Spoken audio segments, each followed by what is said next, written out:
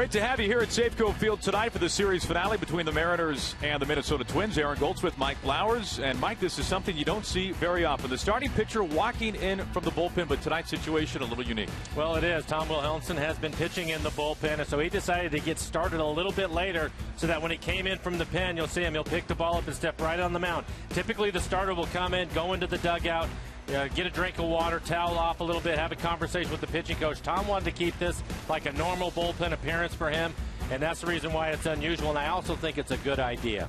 Tom Wilhelmsen tonight making his 191st Major League appearance, his first ever start. And Mike, what does Ron Gardenhire's lineup look like tonight? Leading off, Dozier will lead things off. 16 home runs on the year for Dozier. Then it is Suzuki. Parmalee in the lineup for the first time at first base. He will hit third. Then it's Morales, the DH, hitting cleanup. Willingham, Arcia, Plouffe, the third baseman, drops down. He will hit seventh. Escobar and Sam Fole rounding out the 9 for the Twins. Tom Wilhelmsen on the year, 33 appearances out of the bullpen. Again, his first career start tonight, a 2.49 ERA. It's been a big part of the pen. They're looking for him to go 3-4 innings tonight. A good fastball, 95 to 97. He'll use a cutter, a hard curveball, and a changeup. And a look at the defense behind Tom. Chavez getting the start out in left field. Jones in center, Saunders in right. Seager, the third baseman. Willie Bloomquist getting his first start of the series at shortstop. Cano and Morrison on the right side of the infield. And Mike Zunino will do the catching. Well, we know the Mariners' bullpen has been the best in baseball so far this year. Tonight it'll be a little bit different. The bullpen the entire night as Tom Wilhelmsen comes home. And we are underway as Brian Dozier leads things off for the Twins. Dozier, leading second baseman in Major League Baseball with 16 homers so far this year. It's veteran umpire Dale Scott tonight behind home plate calling balls and strikes. Lance Barksdale at first. Kerwin Danley is at second. And Gabe Morales is at third base. Dozier batting just .235 of the season. Someone who is very much in discussions for getting a chance to represent the Twins in the Midsummer Classic this season. Of course, that will be played at Target Field, the Twins' home ballpark, only 5 days away from the All-Star game. Hard to believe it. And the Mariners with the shift on. So Cano playing over on the left side of the infield. Again, Willie Bloomquist, the shortstop tonight. Dozier will be in the home run hitting contest, though. 16 home runs. Going to get a chance to swing it on Monday night. You got the phone call from Jose Bautista, the captain for the American League, the slugger of the Blue Jays. Right up the middle and right to the shift. Easy out number 1 and a nice start for Tom Wilhelmsen.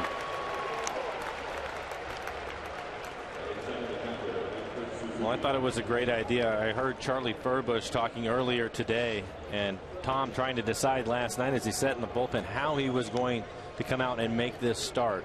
And they decided as a group, it sounded like from Charlie, that they talked about it and decided he was going to come into the game like it was a normal relief appearance, and that's why we saw him come right from the bullpen, pick the ball up on the mound, and get loose quickly as if it was a relief appearance, and I think that's a good idea. We hear the members of the bullpen talking all the time about how tight they are. That's a prime example. That was a collaborative decision, it sounds like, in some ways. Yes, it certainly sounded the way Charlie was talking about it. So I think it's a great idea for Tom, and so far it's worked. He's come out throwing strikes, 6 pitches, 4 strikes for Tom. As you take a look at the rest of the guys. And again, bullpen in good shape tonight. Lloyd McClendon is, even though last night was a shaky start for Elias, the only one that probably is not available tonight will be Brandon Maurer, but everybody else should be ready to go. Lucas Litke joining the bullpen, so another arm out there for him.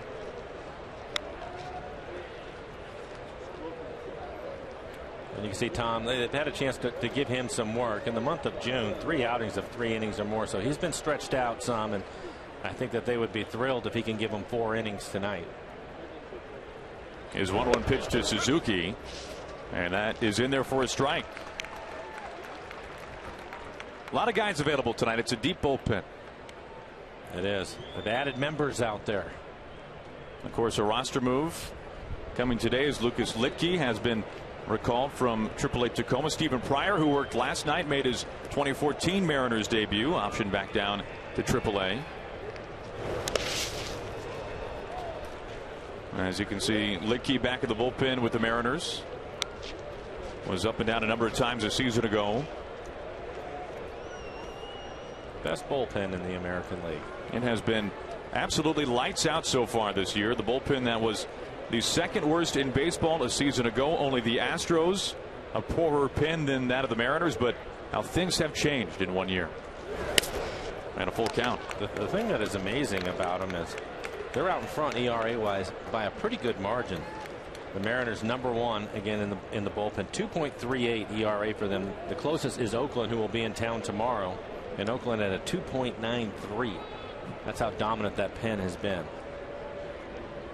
Here's the payoff pitch to Suzuki, and it stays full. Well, anytime you can beat the A's at any point of the season, really in any type of pitching category, that's saying something, because as we know, whether it's the rotation or the bullpen for Oakland, it has been tremendous for a long time now. Yeah, Oakland starters are #1, the Mariners #2, so they're exchanging categories there. It'll be a great matchup this weekend. Some really good pitching. Suzuki, a nice battle here with Wilhelmsen. Pitch number 8 coming up from Wilhelmsen here. And this is something that I'm sure that Lloyd and Rick Waite's the pitching coach, they don't want to see a lot of long at bats. Tom in good shape. He was able to retire. Dozier in good shape. So still just 12 pitches here in the first.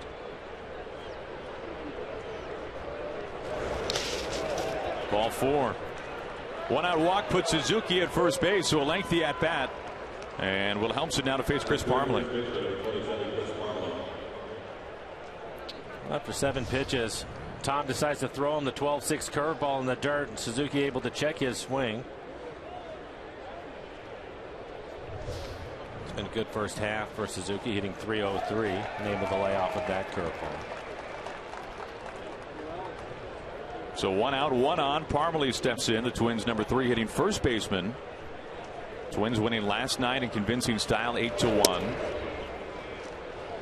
They blanked the Mariners in game 2 of the series, 2-0. Mariners took the first game of this 4-game series behind some strong pitching by Hisashi Iwakuma. He struck out 10 along the way. His high water mark in strikeouts this season. Rodney got the save back in game 1. Mariners looking for the win to split the series. Crack to right field. Saunders is there, battles some sunshine, and there's out number 2.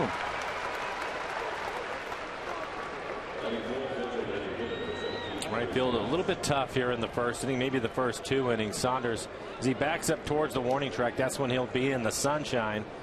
So he has his glasses on here early. You can see the glare off the fence out in right field.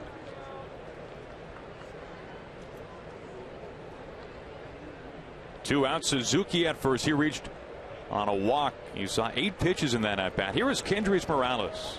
3 RBIs last night. And a whiff on strike 1. Give you an idea of what Saunders is dealing with out in right field. This ball is hit out to right. And once it gets up towards the top, you can see the openings in the stadium. It'll end up in the sun. And Michael having to battle the whole way. It looked like it was going to be a routine play, but did a good job with the sun out in right. Hit hard too by Parmelee. Up the middle, ranging. Bloomquist takes it. And to first in time to get Morales. So the Twins strand a runner. That's Suzuki who drew the walk. We're 1/2 innings deep tonight. Twins nothing, and the Mariners coming up.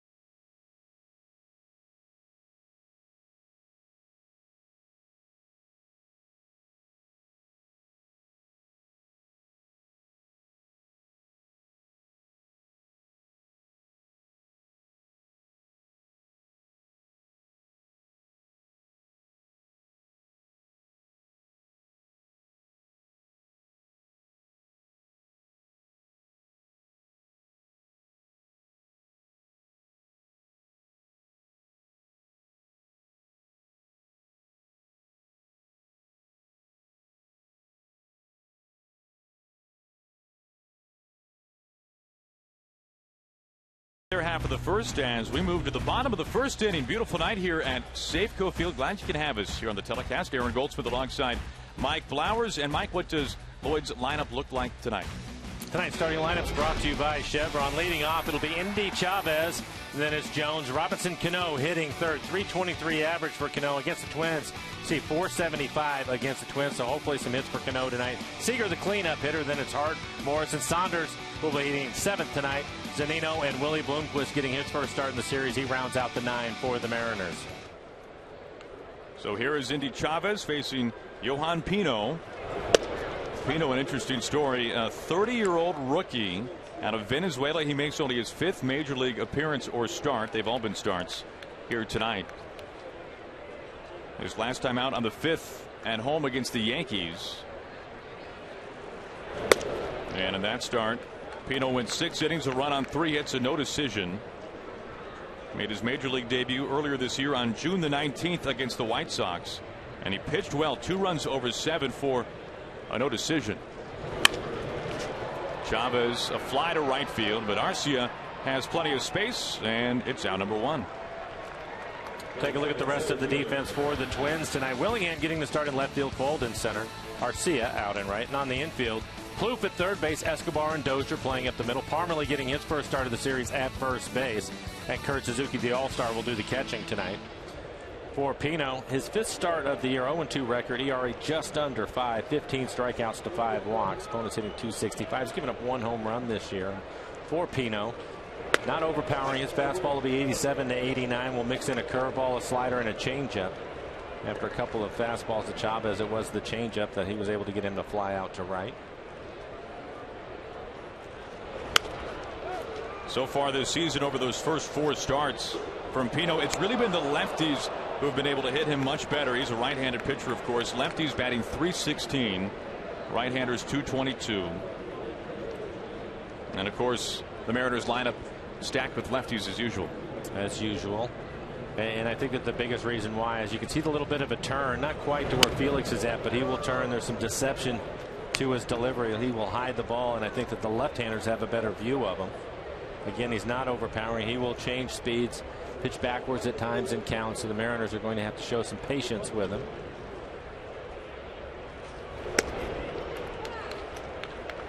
Two balls and 2 strikes to Jones. And Pino, really a good story. 10 years in the minor leagues. Pitched incredibly well this year with AAA Rochester. A 1.92 ERA, made 14 appearances, 7 starts. He threw 2 complete game shutouts playing with the Red Wings. Jones, a sky foul. One of those complete games, a minor league doubleheader, so a 7-inning complete game shutout, but nevertheless pitched very well down to the minor leagues. And even though the Twins had some prospects that the fans of the Twins were clamoring to get a break and come to the major leagues to make their debut, it was Pino who was pitching the best, and thus he got the call. Tonight, his 5th start of the majors. A check swing by Jones, and the count stays put. And it's too bad that that ball didn't stay fair. Would have been an easy base hit. Plouffe was playing back, and with James' speed, he would have been able to beat that out. I like those stories. Guys that have put their time in, and if they're pitching well or they're playing well, it's nice to see them get rewarded with all that time in the minor leagues. You don't see a 30-year-old rookie very often. No. Jones to the opposite field, and number 99 is on board. A 1-out opposite field single for the Mariners center fielder. That brings in Robinson Cano. We'll take a look at the swing. A little change up, able to stay back just long enough and slice it into left center field. Look at our McDonald Supermo in the swing by Jones. Out on his front foot a little bit. Again, it's because it's the change up, but it was elevated enough to where he could hit it in the outfield. And speaking of Cano, that's a very Cano-esque approach right there. Yeah, you're exactly right. I think that he's going to be in trouble with Cano if he throws him too many changeups, because he's typically on off-speed pitches, especially if they're up in the zone. I have to believe that James Jones is really looking forward to running a little bit tonight. He takes a lead at first, and Pino has seen the scouting report as he gets a move back to first base quickly. You take a look at some all-star jerseys. Of course, the King and Cano, as they will be representing the Mariners on the 15th at Target Field along with Kyle Seager. Felix getting the ball tomorrow. Game 1 at 7:10 against the A's and Jeff Samardzija.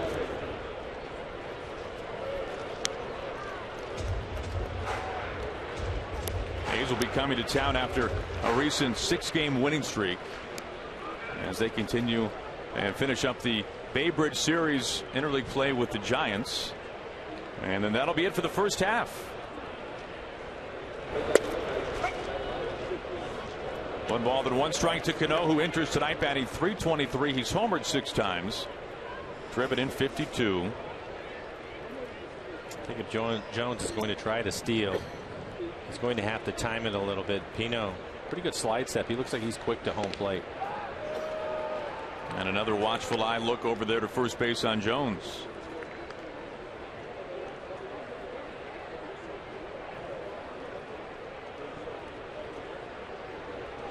Jones off the bag. That was close.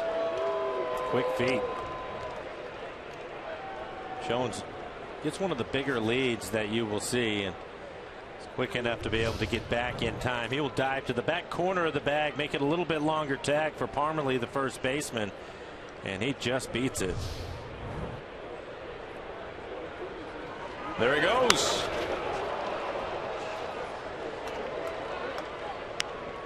I thought he timed it well. I think he was going to get it. Probably fair to say, Mike, that James Jones gives the Clubbies more work than anybody else. That uniform, yes, takes a beating. Doesn't take him long to get dirty. Exactly. Either. The over-under might be 2.5 innings. But he looks like that at some point by the end of the night. He has been something. 17 stolen bases, only been caught 1 time. Ball and 2 strikes to Cano. And the count tilts even. And that's something Jose Altuve, who's having such a remarkable first half for the Astros. He has over 40 steals.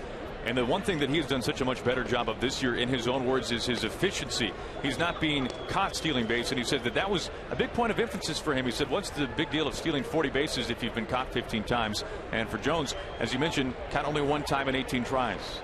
Well, and I think the big thing with the way that Jones has swung the bat and consistently getting himself to first base, because after all, you cannot steal first. He's given himself chances, and it's a shame that he had to spot Altuve 5 weeks of the season. Otherwise, I think he would be in the same neighborhood as him as far as steals go. It'll be fun to see next year what he can do over the landscape of a full season. You're right. Well, there's no doubt about it early on here tonight.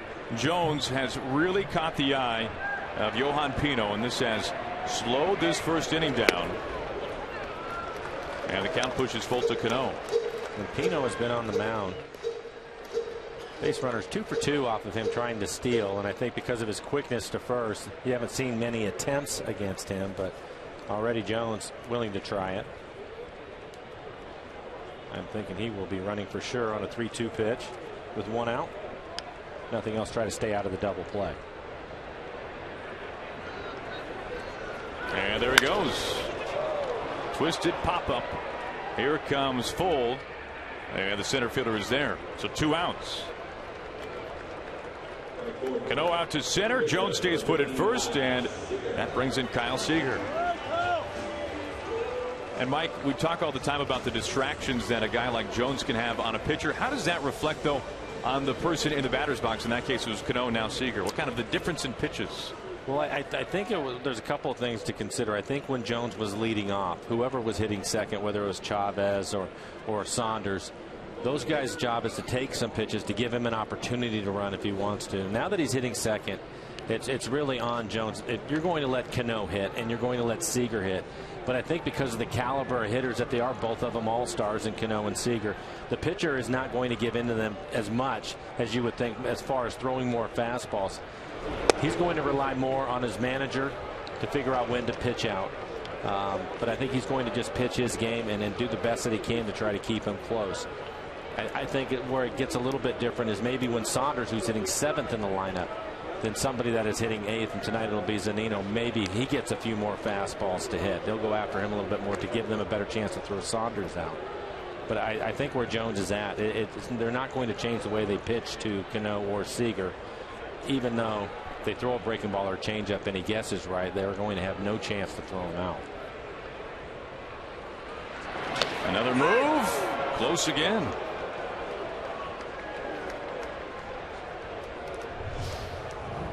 We'll take a look at it. Lance Barksdale, he actually takes a step in to get a better view.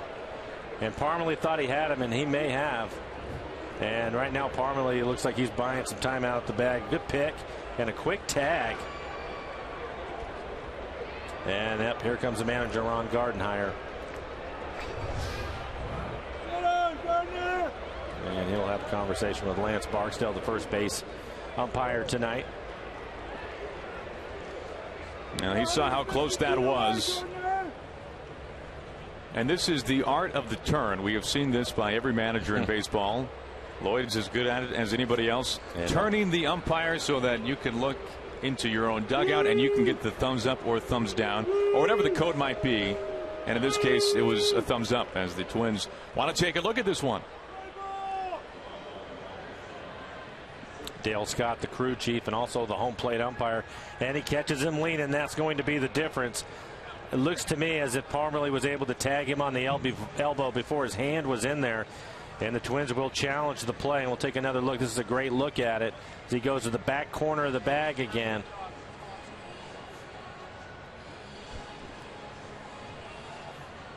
And that certainly looks as if it will go in the Twins' favor.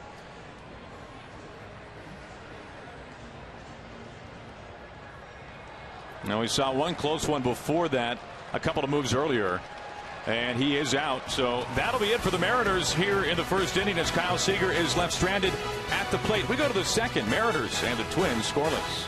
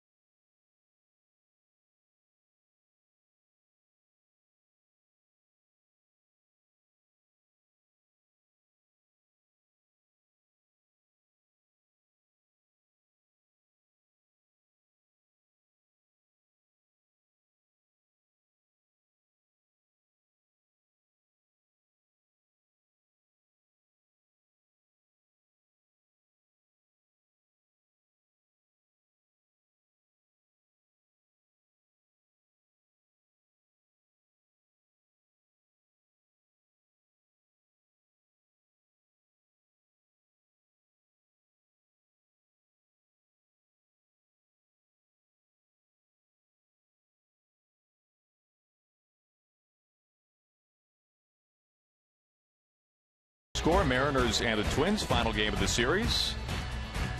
Hope you can join us for Seattle's largest sing-along set to fireworks. Friday, July 25th is the second of 3 great summer fireworks nights at Safeco Field. Following the Mariners game against the Orioles, enjoy a fantastic fireworks show set to a playlist of classic songs like Journey's Don't Stop Believin' and Bon Jovi's Livin' on a Prayer. Join the fun. Pick up tickets at mariners.com. Here is Josh Willingham to begin the Twins' second inning as Tom Wilhelmsen comes home with a pitch. And welcome up to the booth here at Safeco Field, Aaron Goldsmith, Mike Blowers, and Dan the Man Wilson. Dan, good to have you, bud. It's good to be here, guys. How have you been, Danny? Good. Yeah, good to have you back. Thank you. Been traveling at all? Just a little bit. A little bit? Yeah, a little bit. Got a few frequent flyer miles going. But it's all been very good, very positive stuff. And it's been nice to watch the Mariners. You know, getting a chance when I go around to the affiliates. They're always glued to the TV when these games are on. And I'll tell you what, it's been fun to watch this team play. And they've really put themselves in a pretty good spot here before the break. And a pretty quick and tidy start to the top of the second. Willingham down on 3 pitches. We'll take a look at a 96-mile-an-hour fastball. Mike Zunino wanted that out on the outside corner, but when you throw 96, you can get away with it every now and then, and Tom did with a strikeout of Willingham. I thought it was interesting, Dan, at the start of the game that Tom decided to go out to the pen late, go directly from the pen right to the mound, unlike most starters who will come into the dugout and get a glass of water and whatever their last-minute conversation is going to be. And I thought that was a good idea for Tom, who's getting his first start ever. Yeah, we talked about it on the radio side in the first inning about, you know, what might Mike Zunino say to Tom Wilhelmsen? How does he prepare him? Really, he should try to keep it just like a normal outing, and I think that plays right along with what Tom did, coming out of the bullpen, going right to the mound. That's just like a normal outing. You approach it the same way, and you know, pretty good results here so far in the first inning and a third. And you know, he's got the good fastball, he's got the good curveball. I don't think he needs to be too tricky. I think he just goes out and pitches like Tom Wilhelmsen, and he'll be just fine.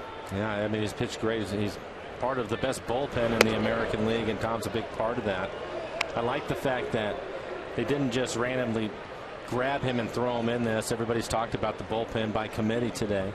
But the fact that Tom has gone 3 innings 3 separate times in the month of June leading up to this start has certainly helped and made sense. Yeah, you know, obviously that's a big part of it, being able to have a little bit of experience of stretching it out a little bit, and he's had that, so it works out just great. I think if you try to do this, it's, you know, obviously Wilhelmsen's the guy you want to put out there to start, and so far 2 outs now here in the second. It's been a pretty good experiment. And if they can get 4 innings, I think they would be thrilled. Yeah. And the other part of it, and I said this in the open, I talked about the bullpen. Once Tom gets through whatever he's able to give them tonight, it's just another day at the office for the rest of the guys out in the pen, other than Brandon Maurer, who's probably not available today. So it really sets up well for him when you consider, and it doesn't hurt obviously having Felix go tomorrow, because you pretty much book it that he's going to go 7 or 8 innings. Yeah, that's a big part of it too. I think, you know, obviously looking at tomorrow, they'll probably all get a pretty good rest tomorrow. But you're right, most of these guys, if they can get 4 out of time, will come in 5th, 6th, 7th when they would normally be in there anyway. Right. 2 outs, nobody on, and 2 strikes right away to Plouffe.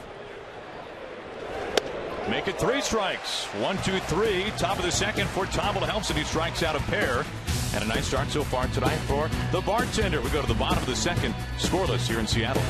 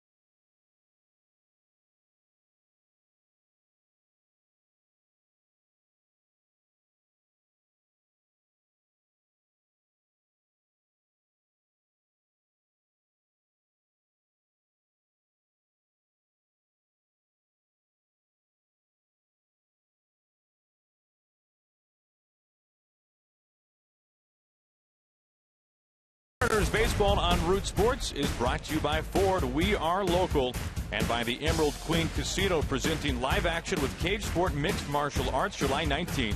For tickets, go to emeraldqueen.com. Kyle Seager, an all-star this year, leads off the bottom of the second for the Mariners. It's Seager, Hart, and Morrison, the heart of the order, due up for Seattle, as Seager was left at the plate when James Jones was picked off at first base to end the first inning. First time we've seen Jones picked off in the bag. And we're joined here tonight in the booth by Dan Wilson. And Dan, I know we touched on it a little bit, but you are about halfway done now in your first year as the Mariners minor league catching coordinator. So as we've congratulated before, congratulations once again, a job you are suited perfectly for. Well, thank you, Aaron. But no, it's been good traveling around. Seager high, deep, right field. Arcia running out of space. Goodbye, it's gone.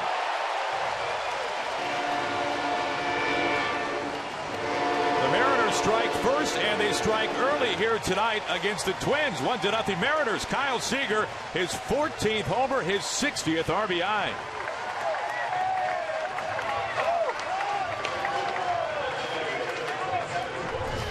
Now let's take a look at it. Seen fastball, changeup. This is a high fastball above the belt. Kyle with an excellent job of getting on top of it. You can see in our tracer that pitch up out of the strike zone. But Kyle was ready for it. Good look at the swing, and our McDonald Supermos hits it well back into the seats. It's 12 home runs here at Safeco Field in the first half of the season. Wow. That's doing some pretty good work. Yeah, that's that has earned him a start. Or appearance at least in the All-Star game. Yeah. He will get, I think, an opportunity to start one of these days. This will not be the last time that he goes to an All-Star game. When was your first appearance? Was it 96, Dan? 96. Philadelphia? First and only. Philadelphia? 96. Yes. Yeah. How was that? Unbelievable experience. Really? Yeah. I mean, just to be able to walk in. I mean, I just will never forget walking in the clubhouse and seeing some of the names up on the placards there at the lockers, and you know, Ripkins and all on down the line, and then were you wondering if you were in the right place? I was wondering if I was in the right place. I was looking way back in the back corner for my locker, but I tell you what an experience, and I think Mike Piazza for the Dodgers hit one off of Charles Nagy. I think it was in the first inning in the upper deck in Veterans Stadium, and we didn't come back. Needless to say, we ended up losing that ball game, but. Just did you get in the game? I did. I made the last out in the All-Star game. You did? Actually, yeah. Congratulations. Yeah, thank you. They give you a watch for that? Yeah. I'm still waiting for the ring, I think. That is awesome. I had a chance when Kyle was named to the team. I went down to the field right away because I wanted to congratulate him, and I'm sure that you understand what this is like, but you could not get the smile off of his face. It was great, and Kyle for the most part even keel. I think a lot like you were when you're in your playing days, but to see him really excited and to see that smile on his face was really neat to see. Yeah, he's just going to have a blast, and like we said before, just very deserving of that honor, and has done such a great job for the Mariners. Parmalee the flip, Pino the bag, and Morrison is out number 2. You know, Dan, one thing that makes that All-Star game one of a kind, that 1996 All-Star game, that was the final All-Star game before interleague play. So in that situation, interleague play beginning in 97, you in 96, that was the last time that the American League players, the National League players, they never saw each other. And if you were a Cactus League team compared to a Grapefruit League team in the spring training, you really never saw those guys. So those times must have been even more special to be at the All-Star game. Yeah, it was, you know, to see the other clubs. And you do, you know, I think that's a great point, because you hear so much about these guys in the National League, and but you don't get a chance to see them up close, and you get the home run derby and the workouts and all that stuff, and you get a chance to see some of those guys that you heard about, and it is kind of a fun experience. But now, of course, with interleague, it is a little bit different. But just from beginning to end, you know, with the All-Star game, the workout the day prior, the home run derby, the gala that night, the game, there's just so much going on, and it's all of it is just a blast. How many autographs did you have to sign?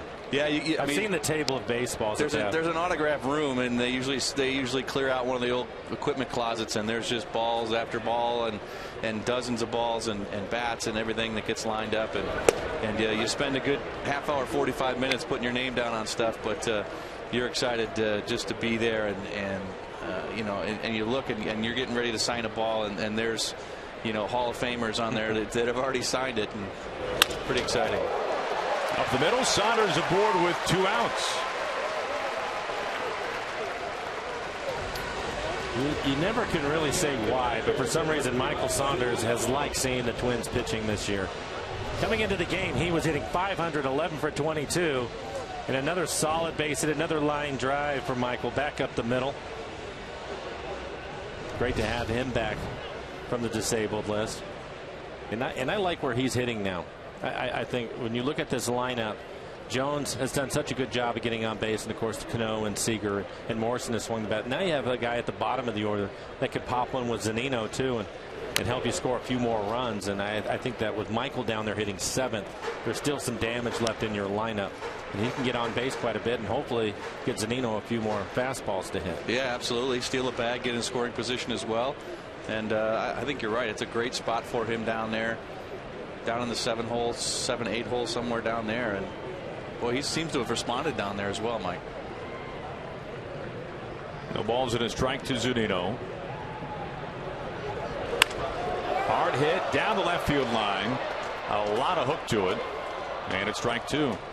And Mike, this is something that we've talked about even going back to last season. The Mariners don't really have another player that fits in that Michael Saunders mold in terms of the tools that he has in his ability to get on base with an infield single, to ride one out of the ballpark, what he presents on the bases, an opportunity to steal a base, and also, of course, what he brings defensively, too. Well, you're absolutely right, Aaron, and it's something that Danny and I have talked about over the last couple of years here with Michael.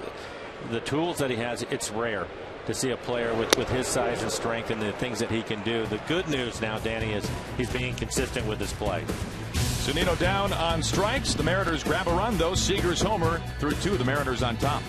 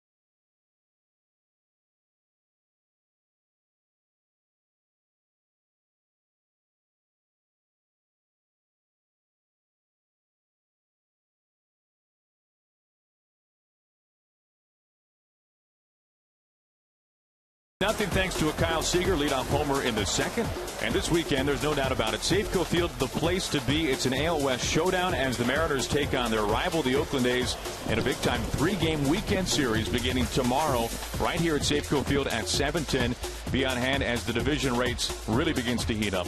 Lock up your tickets right now at Mariners.com as the Mariners take on the Oakland Athletics. And guys, we take a look now at what is next, brought to you by CenturyLink. Link to what's next, and some great pitching matchups on the way. Well, it starts tomorrow night with Samardzija and Felix. The K Cards will be flying with the A's in town. Escobar goes after the first pitch. And of course, we've talked about it with the A's. The 2 best pitching staffs in the American League are going to lock up, so the hitters going into the All-Star break, it's going to be a rough go for them. But if you like low scoring, great pitching matchups, that's what we have in store for the weekend. No, there's no doubt about it. There was a consensus talking with a number of the Twins players inside their clubhouse today. The size of relief, Dan, when they found out that Lloyd was moving Felix back to tomorrow and not pitching here tonight. No surprise there. No, of course not. You know, you miss a Felix. It's reminiscent of the Randy Johnson days when Randy would, be scheduled to start, and the left-handers would sort of come up with Randy-itis or whatever it was. Dropped there by Zunino for a moment, applies a tag, and Escobar down on strikes.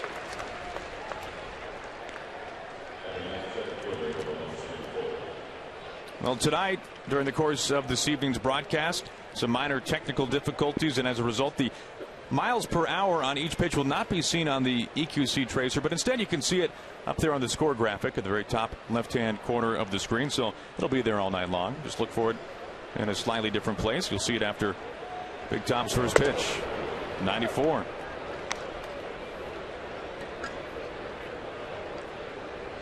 We saw, fellows, in the first couple of innings, we saw Wilhelmsen a fastball about 96, 98 at times. Is that something that is a little surprising, knowing that he's going to need to give a little bit of distance? That miles per hour is something that we've seen from Wilhelmsen when he's been a closer. Yeah, but I don't think so. I don't think that's out of the ordinary, because I think he's just going to pitch the way he pitches. I don't think he's going to approach things any differently tonight coming out of the hill to start the game. He's just going to come right at him and beat Tom Wilhelmsen, and that's what he's done. That pitch at 94, he may lose velocity a little bit now that we're in the third inning, but he's still going to come after him with that fastball and use that curve.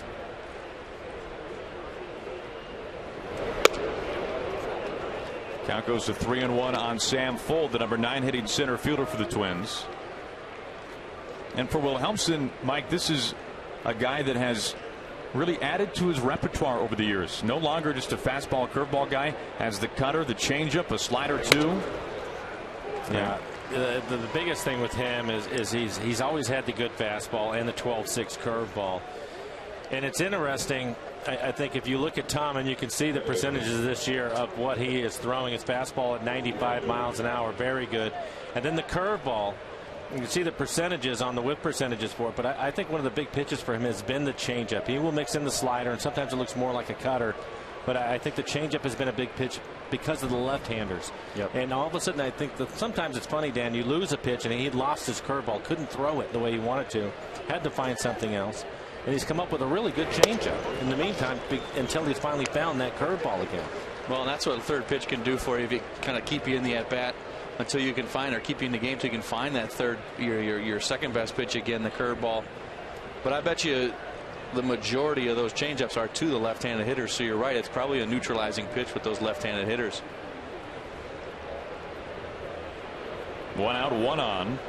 Dozier at the plate for the second time tonight. And he falls behind quickly, 0-2. Now, pitch count wise so far, Wilhelmsen in pretty good shape. 38. 1 out, 1 on here in the third. He's in great shape right now. And that includes a long at bat by Suzuki. I think it was 8 or 9 pitches to Suzuki. 8 pitches to Suzuki in the first. An 8-pitch walk, 10 pitches total for Wilhelmsen in the second. So that kind of puts things in perspective. 1 at bat, 8 pitches, then a really good rebound inning in the second. Only 10 overall to get the 3 outs. Well, I think the thing that you hope is what happened in the second inning is that guys are going to be more aggressive early in the count. He should get quicker outs. And even though 2 of those outs were strikeouts, he jumped out ahead of them right away. And with Tom and really hard throwers in general, Dan, the thing that I would worry about with Tom starting tonight is a lot of foul balls, because they just can't quite get to it, or they can't quite square it up, and all of a sudden you see those 6, 7, 8 pitch at bats. Yeah, and I agree with you. I like that second inning where he kind of was going at guys. They were doing him a favor in some ways by swinging at it, getting those ground balls, and keeping that pitch count pretty efficient. Awkward swing that time from Dozier. He's seen nothing but strikes here in this at bat against Wilhelmsen. That was the old emergency hack right there. Oh, we know it well, don't we, Dan? throw your thumbs at it and hope for the best. I think that's in my golf bag. I know that.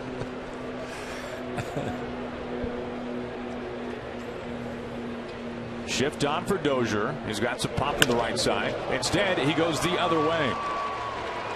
Fold into second, and Dozier aboard a 1-out single. He's 1 for 2 tonight. The Twins have 2 on.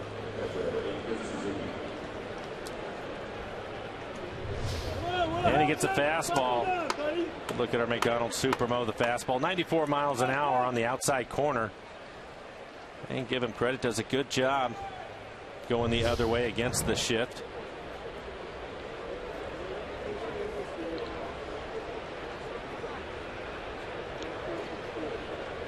1 out, 2 on. Here is Kurt Suzuki, his first season with the Twins. Suzuki, an all-star this year, batting .303 for Minnesota, a couple of home runs, 34 RBIs.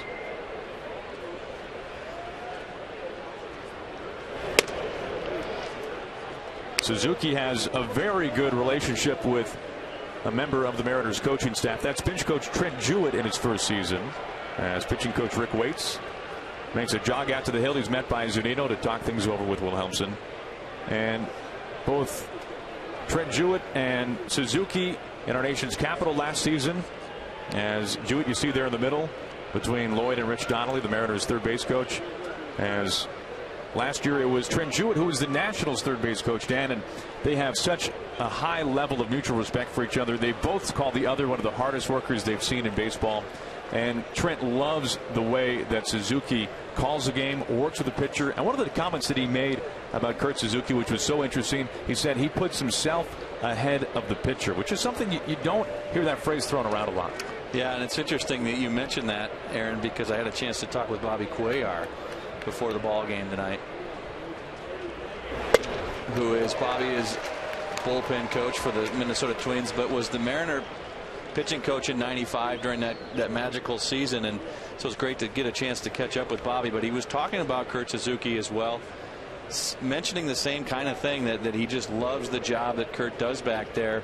And you know, when you talk about a guy that's a pitcher first kind of a catcher, you know, you're right, you don't hear that about every guy behind the plate.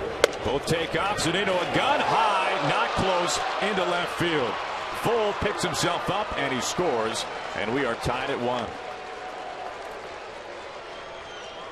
A rare misfire by Mike Zunino behind home plate. Pretty good jump by Dozier. You can see Mike, it looked like he didn't get a good handle on the transfer. Looked like maybe he had the ball back in his hand a little bit, not able to get the good grip, and as a result overthrew Kyle Seager. That's tough at third base, because when you make a bad throw at third base, you misfire down there, it usually leads to a run, and in this case not only a run but puts another runner at third base with 1 out. And the Mariners will bring their infield in. Danny Farquhar getting loose in the pen.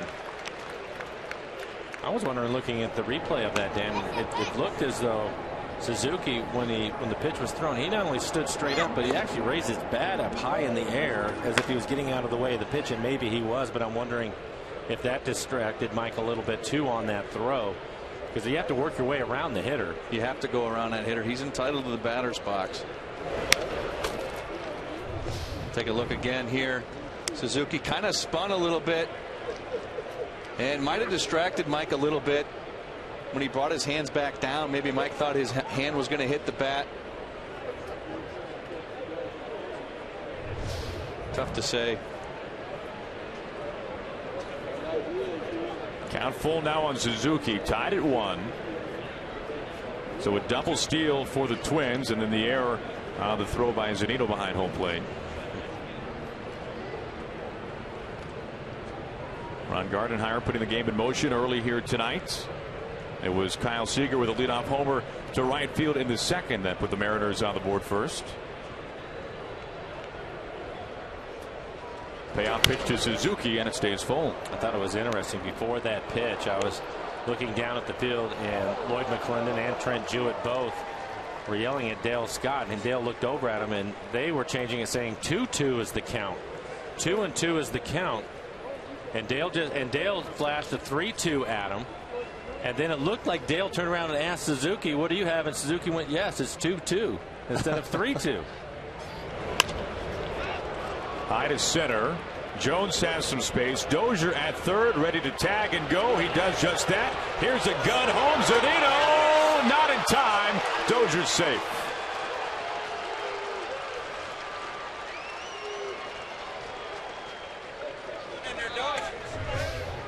We'll take a look at it. A little bit of an in-between hop for Mike to handle as it just clears the cut of the grass. Does a pretty good job, but wasn't, I think because it bounced up on him, you can see him holding it with his bare hand. He was a little bit slow on his tag. Suzuki probably beats it either way. Strong throw by Jones. 2 outs now. The base is empty. And the first to Parmalee outside. And I wonder if this will be the last inning for Tom.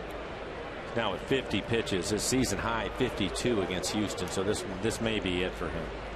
Lloyd said he was hoping for somewhere in the neighborhood between 50 and 60. Again, Danny Farquhar loose in the pen. Strange game. We've had a pick off of first. Jones, who was 17 out of 18, stealing a steal of third and an E2 in the inning. Strange inning. Twins last night struck early. They got 5 runs across home plate before the second was over with. So they jumped on the board very early in last night's ball game. Tonight they lead it by a run. Twins hoping for a win tonight for a series win. Mariners hoping for a series split before the A's come to town for 3 games.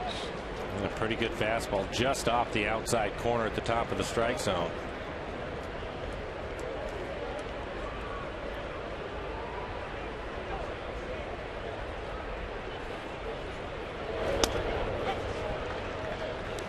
And the count goes full. Just was able to get the outside corner. Now the shadow of Kendrys Morales on deck. He's 0 for 1 tonight. Had 3 RBIs last night, though. Mariners, of course, know him well. Ball 4. So Wilhelmsen loses Parmalee with 2 outs. And Lloyd McClendon out of the dugout. And he's going to go to the pen and get Danny Farquhar. Well, it sure looked like Wilhelmsen was in line to get at least 3 innings tonight, but that's not in the books as Wilhelmsen goes 2 2/3, and we're back in just a moment.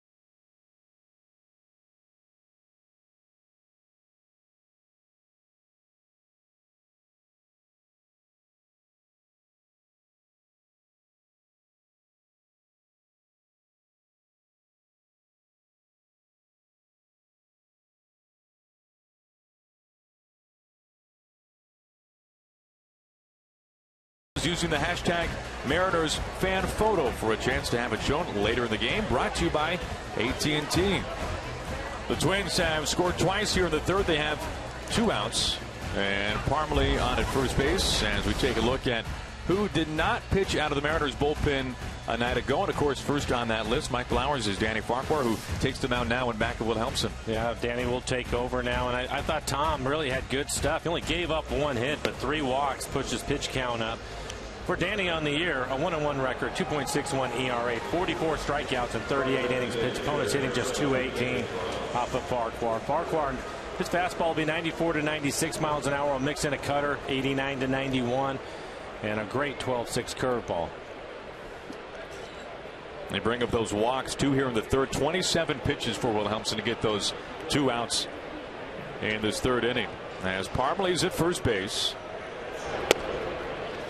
Farquhar's first pitch missing to Morales for ball 1.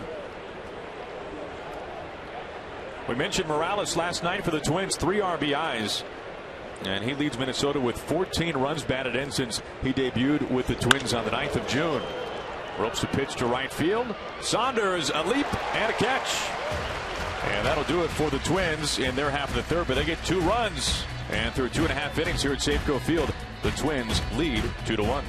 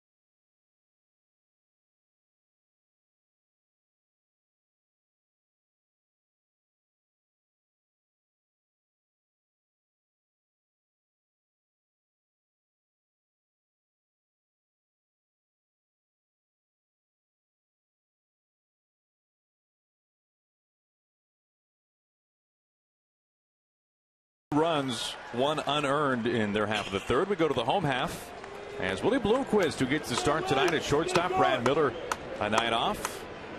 Bloomquist batting ninth. He'll lead things off, followed by Chavez and Jones.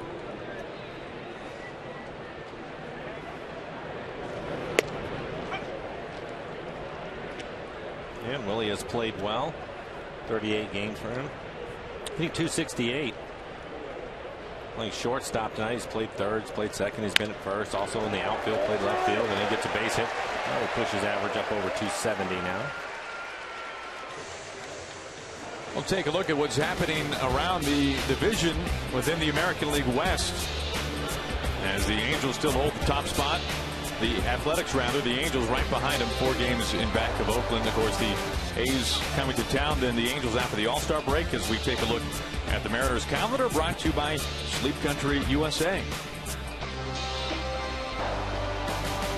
So the All-Star break sandwich between 2 very important series, as the Angels right now, gentlemen, a complete rout of the Rangers. The Angels in the bottom of the ninth, leading Texas 15-4. Danny, we were talking about it last night. Just cannot believe what's happened to the Rangers.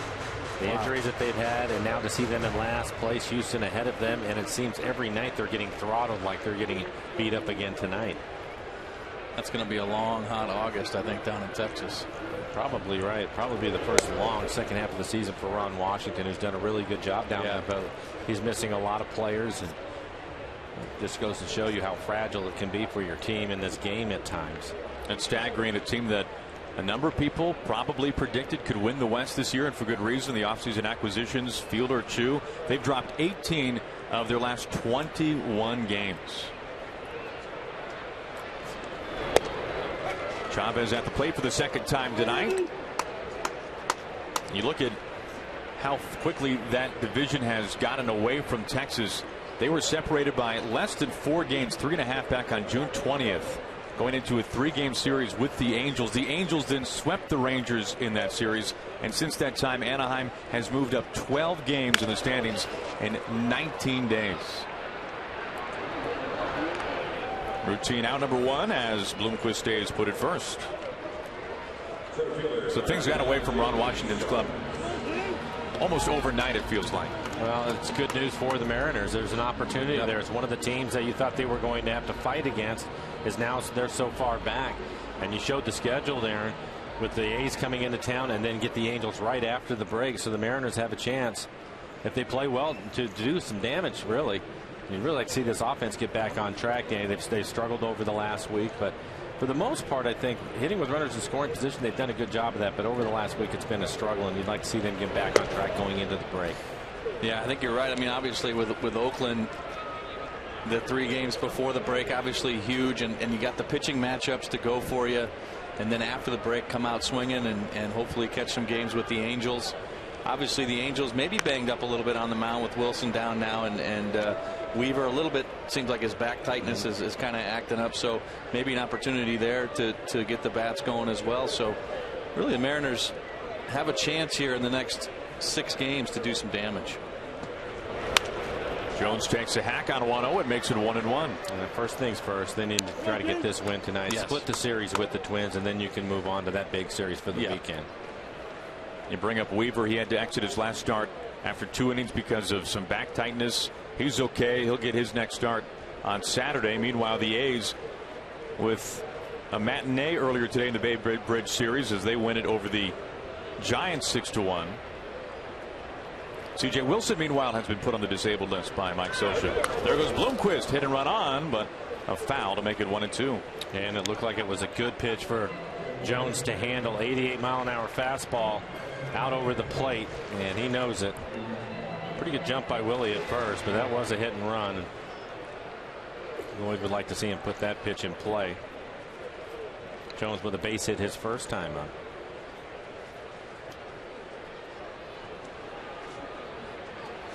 Bloomquist reached on a leadoff single up the middle. Takes a lead at first. Just off the plate.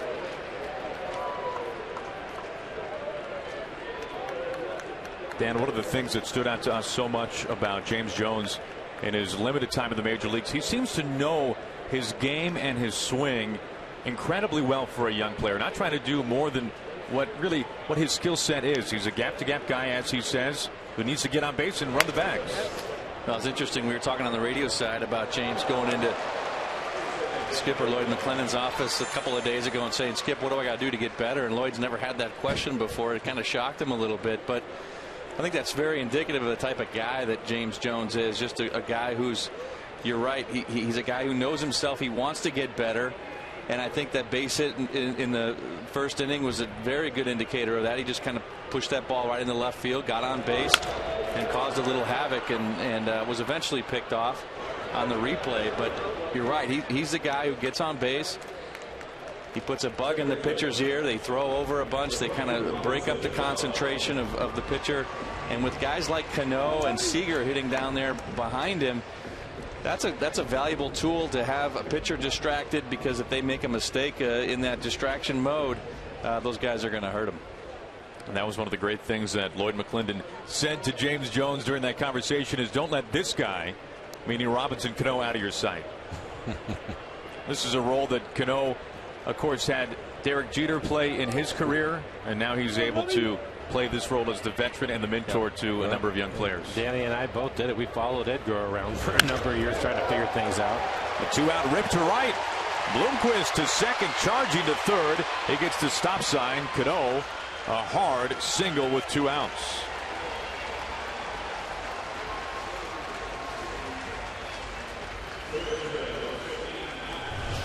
Take a look at the swing by Cano. His first at bat, he took a fastball right down the middle. This time he doesn't. He decides to go ahead and swing at it, hits it hard down into the right field corner. It's too bad he didn't get some elevation on this, because he squares it up. Yeah, that's such a nice swing. What do you like the most about his swing, Dan? Everything. To narrow it down. It's just short, powerful. Always inside the ball. Yeah. Always leading with the knob of the bat. He's inside of everything. RBI chance here for Kyle Seager, who already has one tonight. It was Seager who led off the second with his 14th homer of the season, as that found the seats in right field. Mariners have the tying run 90 feet from home. That's Bloomquist. Cano the go-ahead at first. Kyle hitting .306 with runners in scoring position this year. Count goes even, 1-1. He, of course, leads the club in home runs. The home run that he hit his first time up He was in a tie with Zunino with 13, but now 14. He leads the club in home runs and RBIs.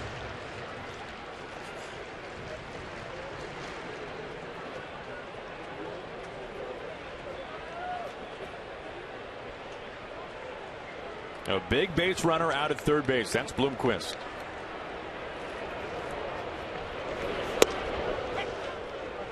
One and two to Seager. Kyle has been absolutely scalding hot this year at home. You go back to the middle of last month. Seager batting 25 for 50 and even 500 since June the 14th here at Safeco Field. 4 homers, 17 RBIs since that time. Looking for more here. Pino's 1-2. The Mariners, when they went into Chicago, were hitting .268 with runners in scoring position. That was 4th in the American League. A huge improvement from what we've seen over the last few years, Danny. And they need somebody, and it may as well be their all-star Kyle Seager to come up with a base hit, because they're in a 1 for 30 since Chicago. A chance to bolster those numbers here in the 3rd inning. Suzuki able to keep it close, and a full count to Seager. As you know, Mike, too, you get that one hit and others seem to follow. It's pretty contagious once you get it rolling, but it's getting it rolling that's the key. It can go in the other direction too, and it has for the Mariners over the last 6 games. And that's one of those categories that can really separate the playoff caliber teams from the non. Well, especially when you're a club that's not going to hit a lot of home runs. 3-2 to Seager. Foul. Watch out, Andy Van Slyke. Those clutch base hits, you have to have them, and it's a big reason why we talked about the pitching for a good reason. The Mariners also have been out in front on the defensive side of things, but they've been able to get those hits when they've really needed them, and you can see the difference in the last 5 games because they don't hit a lot of home runs. They're not a team that's going to do that. So these are important at bats, and it's something that Lloyd McClendon and Howard Johnson they've really stressed that from the time that the guys showed up in spring training. They have to improve in that area, and they have. But you like to see them get things turned around. It's been a rough week. Bloomquist at third, and the count stays full. When you talk about last night's game, I think they out-hit the Twins and lost 8-1. And you know, obviously just a situation where the Mariners were not able to get the hits when they needed them, and the Twins were able to get hits with runners in scoring position. Well, they weren't able to bunch them up last night. Yep. 3 more hits than the Twins a night ago, 7 less runs. Yeah. Just a funny looking line score last night. The Twins with a bunch of doubles in the game last night. Especially early. That's when they did most of their damage. 5 runs over the first 2 innings. Well, I don't know how this is going to turn out, but this is what Lloyd was talking about, quality at bats, and right now Kyle is putting one together here with 2 outs. Pino has made some good pitches on him. This will be the 8th pitch of this at bat. And number 9 coming. No, you're exactly right, Mike. That brings up a great point, because you want to talk about Lloyd McClendon and some tough love. He's had it for Kyle Seager this year. After he was named American League Player of the Week recently, when the Mariners were on the road trip in Houston, Lloyd said, you know, I think the light bulb is starting to flicker a little bit for Kyle Seager. And you could definitely say it's been flickering. He's been one of the best players for the Mariners this year and an all-star. But he has that type of expectations for Kyle Seager, a guy that he wants to be, as you said, a tough out with 2 out and runners in scoring position.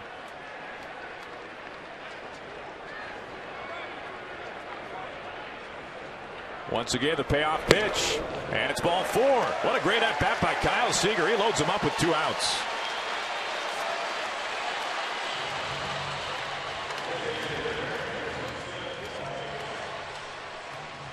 No, the thing that he said about Kyle, too, that I like to add a chuckle at it, and it was coming off of that week that you were talking about, Aaron, when he was really hitting the ball well.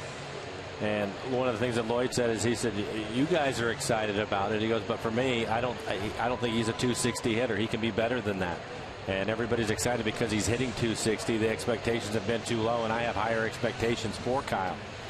Well, when you hear that from your manager, that's a pretty big compliment, I think, especially from Lloyd McClendon, who's, as a hitting coach, Danny, has worked with some really good hitters. And you hear that. I think it's a motivator and a compliment to Kyle. Absolutely. I mean, I think he's responded from that. He's just really, over the last couple of years, has really been the consistent part of the Mariners. And to see, you know, a tougher start this year and then him be able to bounce back, that tells me a lot. That tells me a lot. Big spot here for Corey Hart. Bases full. Cano at second. Bloomquist at third. Seager the walk. And it's strike one to Corey Hart. Hart struck out on a curveball back in the second. He's 0 for 1.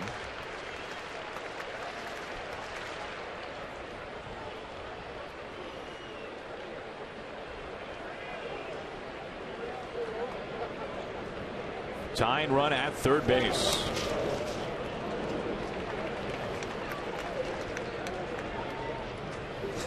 How good is that play? You have 2 outs, bases loaded, and he throws it in the other batter's box. And Suzuki's able to not only keep it in front of him, but gloves it. He's got pretty good movement side to side. Does a great job blocking pitches. We were talking about him being unselfish earlier. He's not afraid to call that breaking pitch. He's not afraid to call those pitches that need to be called in these situations. He's got that kind of confidence in his blocking ability. That's good to know as a pitcher. 2 balls and a strike to Hart.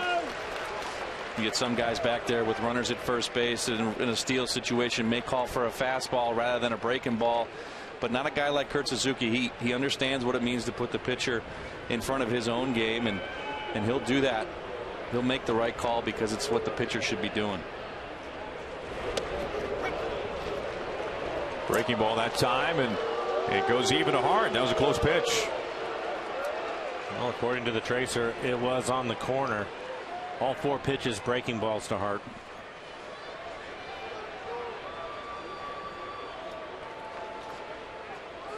Two outs, bases full. Big spot here for the Mariners.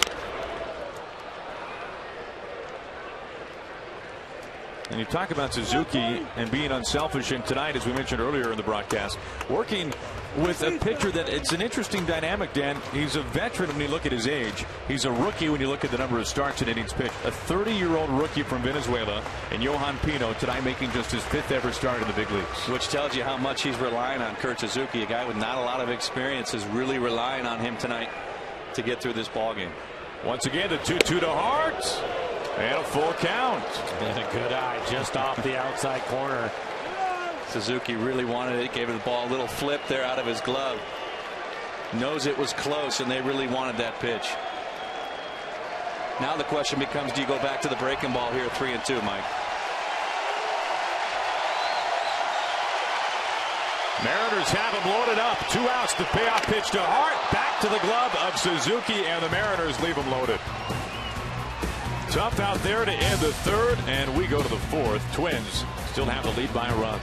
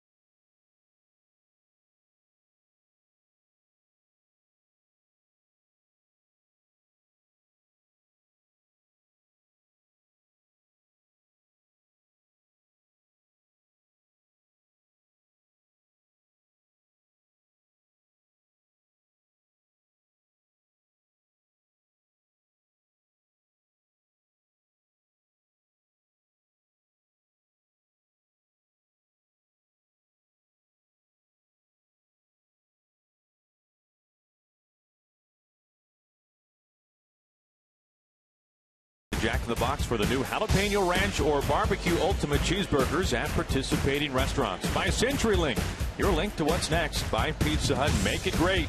And by BNSF Railway, sponsor of the BNSF Blast. Mariners spoiled a chance in the bottom of the 3rd as Corey Hart ticked the slider back to Suzuki's glove. And the Mariners left him loaded. So here we go to the top of the fourth. Final game of the series, Mariners and the Twins. Twins leading things 2-1 so far in the overall series. And so far tonight in the score. First pitch on the way to Willingham. And routine out there. As Cano drifts over. And a prototype Cano catch, Dan Wilson. I'll tell you what. He is some player out there. Is that the scouting report, Dan? You put a period at the end of that statement? You can see him just locking in and making an easy catch. Kind of pointing to the sky. See you later. Out number one. So interesting talking with Cano about his ability to make those tough throws. And we've seen it a number of times. Ranging back behind the bag at second. Throwing across his body. Off of his hip to first base. He says that is a play that he never practices. And there it goes. A spear and an easy toss over to first. 2 outs. Well, I know this. They had early infield practice today. And he probably took, I'm going to guess, somewhere in the neighborhood of 40 ground balls. You see him make this play. And I did not see him make that play one time. Everything was pretty standard, the way you're supposed to make it, without any flash to it at all, just getting his work in. He's a lot of fun, but he throws like that all the time. We see him warming up before the games when he's out right here in front of the backstop and he's playing catch, and he will throw probably 180 feet from the side like that, but it's what makes him unique and one of the best in the game. 2 quick outs, which is exactly what Lloyd McClendon's looking for, as it's Johnny Holstaff tonight. Ball and a strike to Plouffe. I got a question. Is it Johnny Holstaff or Johnny Allstaff? It's whatever your preference is, Dan. I would say we'll defer to you. No. I'm going with you. I like Holstaff. Well, you're the one who's a coach in this broadcast booth. What would you tell the young catchers? That's a great point, Aaron. I appreciate that, Blow. I'm just gonna be careful what I say. Just say a lot of relievers. Up the middle, and too hot to handle for Cano, which is a surprise. Plouffe aboard at first. He tries to pick it. The ball actually stays down on him. Kind of skipped a little bit. That'll be a base hit. 2 outs and Plouffe at first for Escobar. But Mike, you bring up a good point about Cano and taking infield, and this is something that he brought up. He said, I take infield every day. I take plenty of ground balls. It's not as if he's not out there working on his defense. Just that one particular play when he ranges off to his right, throws across his body. He says even during the offseason, it's not something that he practices. And as he put it, first base never moves. So he knows where to throw to. Well, that's a great point. And I think that, one of those things, though, because of the amount of ground balls, and if you look at the great infielders, they take a lot of practice, Aaron, and because first base never moves, they probably surprise themselves at times on how accurate some of those throws are, especially when they're not looking and they have to go to their backhand side and make a play. Or we've seen Kyle even doing on the charge in the barehanded play, and he basically just gets rid of it. He's trying to throw it in the area, and more times than not, it's right on the money. And it comes down to, I just think that the amount of repetition that they get, maybe not on that particular play, but all those other plays that they do practice and all the different throws that they make to first base is what makes the difference, and it's the amount of repetition that they put in and get. I can remember coming up with Cincinnati, going into St. Louis for the first time, seeing the great Ozzie Smith take ground balls during BP, and he had a session where he would not look at the guy he's throwing it at, throw it right there on the money. He'd be looking at the second baseman, throw it right to the first baseman, right on the money. All 3 outs go the way of Cano as we go to the bottom of the fourth. Twins have the lead by a run.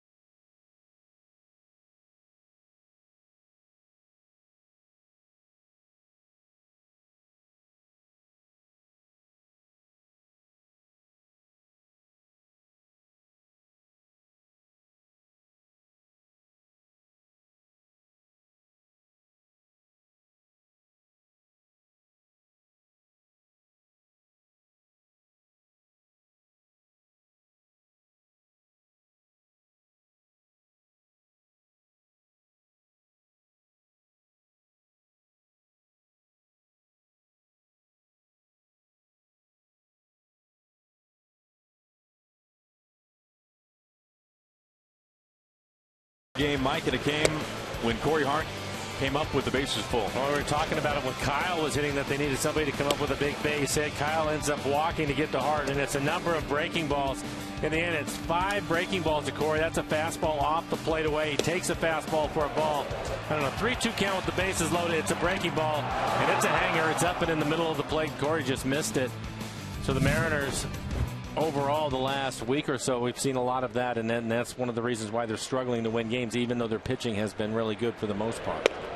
No, you're absolutely right. Entering tonight, 1 for their last 30 with runners in scoring position. And as you mentioned earlier, Mike, that's been a point of emphasis for Lloyd McClendon, and really at many times during the course of the year a strong suit for the Mariners. It's been a big improvement for them, but you know, you're looking 10 days before you get into the All-Star break, and they've struggled, and that will happen. You'll go through those runs as a team where it gets difficult, and you just hope that they break out of it and score some runs, especially gaining some confidence going into the break.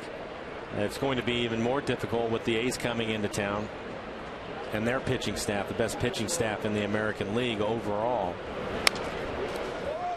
Mariners second, of course, so it's going to be tough on the offenses on both sides of the field for the last 3 days. It's something that if you're a hitter, Dan, you look at those things and you know you hope that when the Twins come in, who have struggled, that you go and you take advantage of that, knowing that your at-bats are going to be awfully difficult with the A's coming in. Yeah, and the flip side of that too, Mike, is knowing that when you're going to face the Oakland A's, you're going to face 3 tough pitchers. When you do get your opportunities, you have to be able to strike in order to win those kind of ball games, and when you're struggling, that becomes a little bit harder to do. And I think because of that point, Dan, I think you're going to see both sides, Bob Melvin and Lloyd McClendon, probably managing the games for a run at a time, because that's how valuable they're going to be. Yeah. 0-2 to Morrison. And not that this is related with runners in scoring position or any other stat that you might want to throw out there, but is there ever a time for a player when you're this close to the All-Star break, the feeling of almost a kid in high school with summer vacation coming up, and this sense of trying to stay focused, of finishing the task at hand, in this case the final game against the Twins, the A's still coming to town, the days are coming where you get a bit of a breather? I think it's a good question, Aaron. But I think at this point in the season, these guys are professionals. They're playing well. There's a lot on the line. I don't think so. They may think, you know, at 10 o'clock this morning, thinking about some plans that they're making. But by the time they're driving into the ballpark, they're thinking about this game tonight. This is their business. I don't see that happening. Danny, what do you think? I agree. I mean, these games mean too much, especially going into the break and coming out of the break, and they really got to be baseball oriented going into the break here all the way up through Sunday's 9th inning. A skipper and a stab there by Dozier. 1 out. Another hard out by Morrison. He's really been swinging the bat well, and he's picking up his hits, but he's also, I think he's squaring the ball up 2 or 3 times a night and not getting a lot of hits with that kind of swing that he has going right now. I'm going to bring up Michael Saunders. Saunders with a base hit his first time up. Solid line drive back up the middle. He has worn out the Twins this year. 12 for 23 against the Twins this year.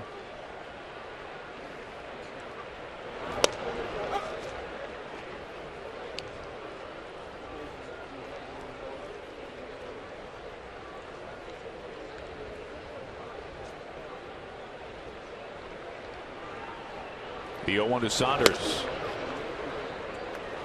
1 ball to 1 strike. Saunders that single up the middle back in the second, as he represents a tying run.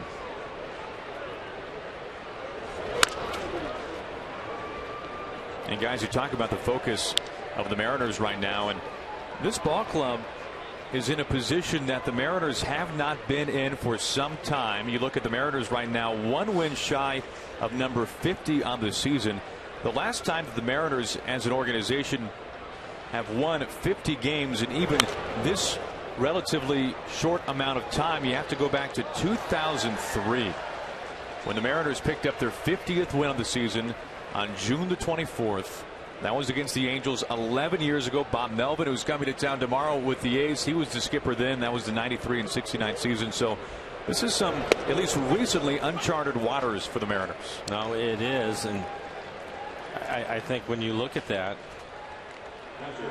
50 wins is nice, but the thing that I keep looking at, especially now that we're at this point in the season, this is the 92nd game. So 70 games after today for these guys, and you have that extra wild card in play. Yeah. They're right in it, and they realize that, and I think so. They're going to continue to play hard. So to think about them not concentrating or looking more towards the break, I just don't see that happening right now. And it goes to what you were talking about, Aaron, with how long it's been since they've been in that type of position. I don't think they're going to give anything away. And even though no one, in terms of players, was here when that happened, they know how special it is right now to be where they are, to have won as many games as they have to this point, and all the strong suits that this ball club has at this point of the season. And even with the struggle, you can go into last year. There's a number of players on this club. Seager in the lineup, Saunders, Zunino. Those guys were here last year. That's not fun. They don't want to go back to that. Ball and 2 strikes now to Zunino, who struck out back in the second. Well, the scouting report that I was able to get on Pino is that he wasn't overpowering, but he's a little bit deceptive, especially to the right-handers with his turn, and that he will constantly mix it up. And just like we saw with Corey Hart, 3-2 bases loaded, he will throw a breaking ball. He's not afraid, and we've seen that tonight. He's done a good job of mixing up his pitches. With 2 outs, a fly to the gap, as Arcia gets called off by Sam Fuld to the side, sat down in order for the second time tonight by Johan Pino. We go to the 5th. Twins by a run.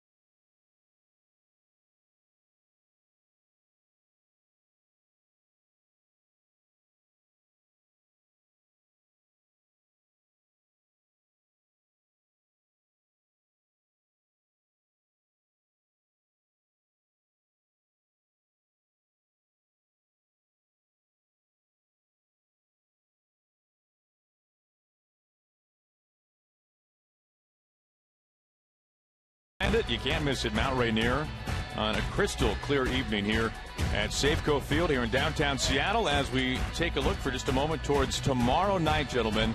What a ball game this will be. Jeff Samardzija, he'll be making his second start in an A's uniform against the King. CenturyLink linked to what's next. It's going to be a great outing, and I think that this place will be rocking. You can bet Felix's court out there down the left field line will be full, and he'll be excited and amped up for it. Here's Sam Fuld leading off the Twins' 5th, facing Farquhar, who took over for Tom Wilhelmsen. And whenever Sam Fuld comes back to this ballpark, it brings up memories of the Kings' perfecto back in August of 2012 when he threw that gem against the Tampa Bay Rays, as Fuld was the Rays' leadoff man, and he was on deck when the final out occurred. And as he talked about it earlier today from the Twins clubhouse, as he put it, we had absolutely no chance that day against Felix. And the funny thing about Fuld, when he thinks back to that game against the King, when he led the game off, he actually poked one back to the warning track in right center field. Eric Thames was able to track it down. It was not an easy play. And Fuld, when he went jogging back to the Rays dugout, said that he felt pretty good about himself. He squared up a pitch to lead off the ball game against Felix, which is not something that is easy to do, of course. So he was feeling pretty good about it. Little did he know that only a couple hours later he'd be part of history. I think Felix has at least another no-hitter in him at some point. It's got to happen. I think so. Dozier at the plate for the third time tonight.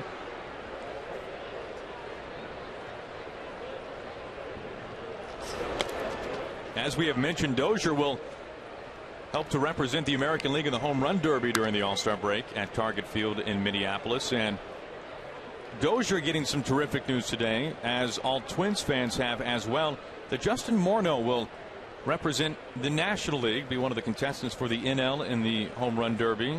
13 homers now with the Rockies. Of course, 11 years with Minnesota. So a couple of former teammates and very close friends. And as Ron Gardenhire put it earlier today, that'll be a nice chance for Morneau to tip the cap to the fans there in Minneapolis and vice versa. I think it's great just to see him healthy and playing well again. The concussion really sidetracked his career.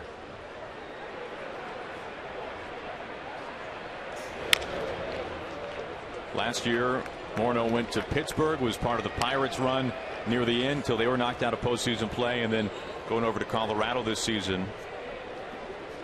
But so many good seasons with the Twins. And Dozier, as we talked about last night, will be having his brother throw to him during the Home Run Derby. A pop, shallow right. Cano, tough play, watch out. And Saunders is able to make the catch, belt high. Well, a near collision, but instead it turns out to be out number one. I didn't think Saunders was going to be able to get there, but he gets there in good shape, and Cano fortunately is able to see him. And a great no-look catch by Saunders. Wow. And the lean to stay out of the way.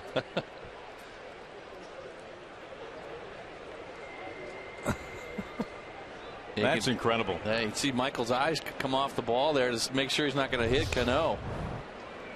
Nice play. He was trying to make the catch and peel off to the right at the same time. A couple of Blue Angels out there in right field. And some nice break work by Cano. Most importantly, good thing everybody's okay. Yeah.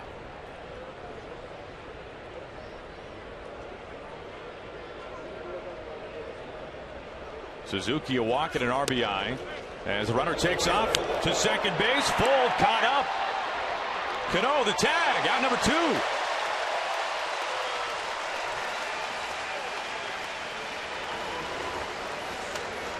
Pretty good throw by Zunino.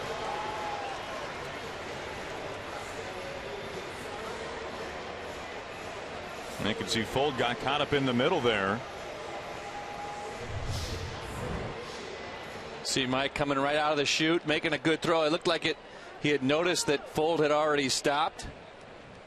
So then Fold in the rundown. And Cano tags him out.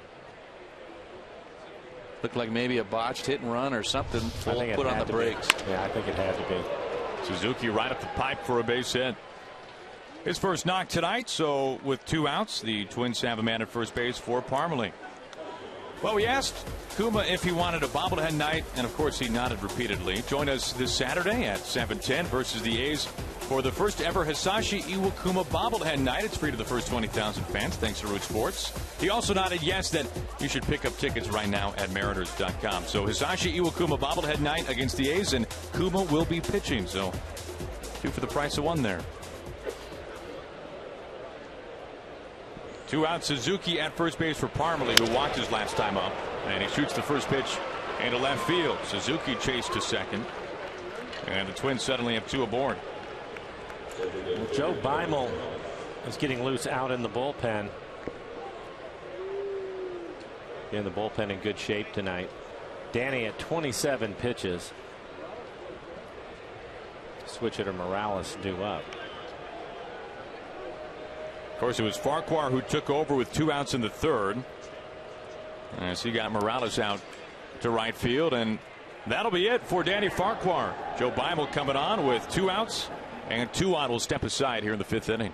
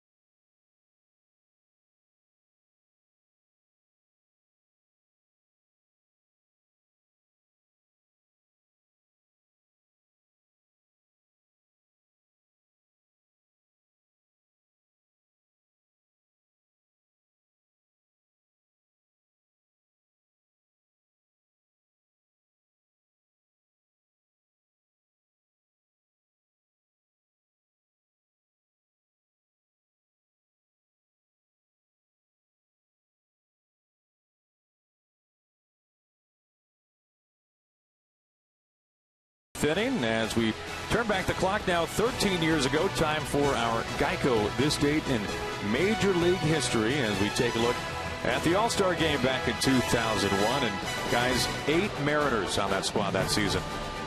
And similar weather to what we're having now. You see Ichiro gets a base hit off of Randy Johnson.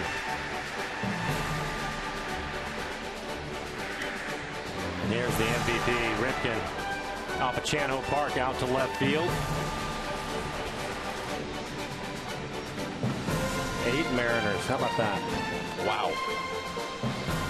Big Kaz getting the save. Probably a split finger. Good guess, Dan. Joe Beimel will take over. He's really pitched well for the Mariners this year. 30 games, a 1.30 ERA, 17 strikeouts, 10 walks. Opponents hitting .245. He's not given up a home run this year. Runners up first and second. He's also stranded 13 of the 15 inherited runners when he's come into the game. He's got Suzuki at second, Parmelee at first, facing Morales.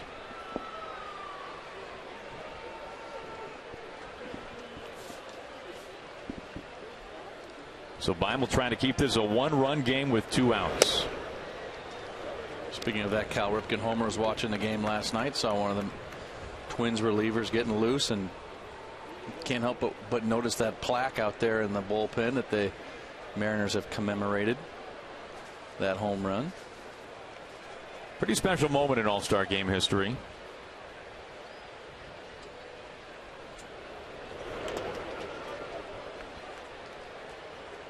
You don't see too many number 97s in baseball as Beimel wears that number to celebrate the birthday of his firstborn child, 1997. And it just seems to fit the rest of the ensemble from Beimel, doesn't it? Everything that goes along with the 97, if there's one guy that can pull it off, it's Beimel. And he has been lights out of the bullpen so far this year. Hard hit to center. Jones, a late break over his head. Suzuki scores. He comes in from second. Parmelee gets windmilled home too. Here's the throw home. Not in time. It's past the glove rather of Zunino as 2 runs come home. And Morales does damage to the Mariners once again. The Twins have opened this one up a little bit more here in the 5th.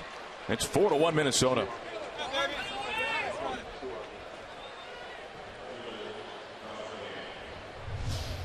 Looks like a fastball. It's up in the zone.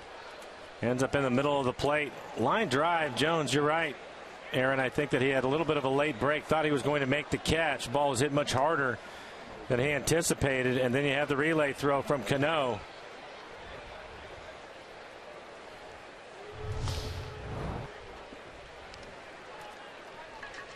And now they will give 4 pitches outside to Willingham. I've seen a couple of close plays at the plate already tonight. Looked like Zunino in position to make the play, but looked like when it skipped off the grass, maybe ran up the line just a little bit more than Mike thought it was going to do. And skipped right by the glove. Looked like a nice one-hop throw, but might have had a little run to it. And we've seen this from Kendrys Morales when he was in a Mariners uniform. He's got the ability, Mike, to hit those line drives with the spin to center field that picks up that second gear, and a ball that didn't have a ton of height to it. It wasn't exactly a... No, he gets a lot of carry on it. You're right. He will backspin the ball, and it'll carry. He scored that one up pretty good. That ball was hit right on the button. So Morales, who had 3 RBIs last night, picks up 2 here in the 5th.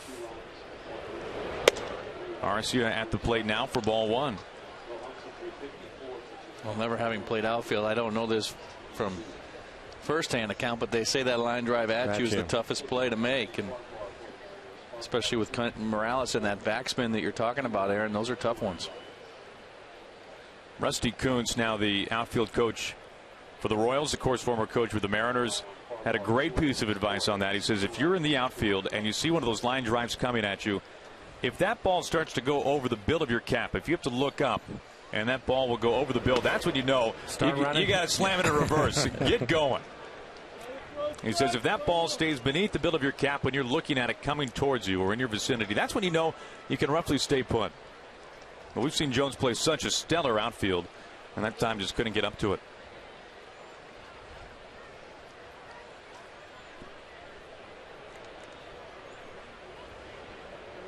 Two outs, 2 on. And the 2-0 pitch to Arcia. Back skip there by Morrison. Takes it to the bag himself. The Twins get 2 runs here in the 5th, and they've cushioned the lead. They lead it by 3.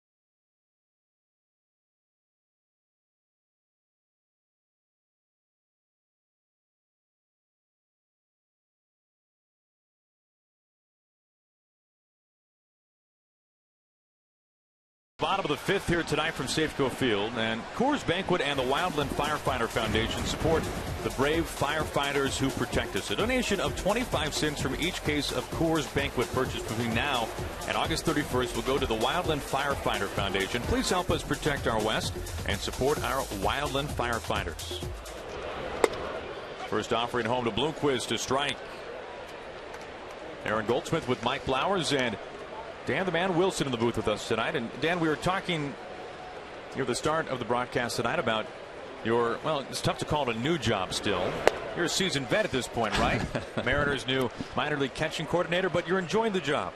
Yeah, it's been great. I've been traveling around and getting a chance to see the affiliates that are part of the Mariner organization and getting to see the young catchers at each spot. And It's been a great experience so far. We've got a few guys in the draft in June that have just started up in the rookie ball in Everett and in Arizona and out in Pulaski. So getting a chance to take a look at them as well, and it's been good so far. When you say take a look at them, do you work with them, or are you just scouting basically for the organization? No, we'll go out. No. It's we work with them hands-on. You go out before the game, and Mike, as you know, what's called early work. We get out there and we run them through some drills and talk about the position of catching and some of the things that we're trying to teach and some of the philosophies that we have as an organization behind the plate, and running through some drills and then watch the games, and you're in the dugout. You're able to.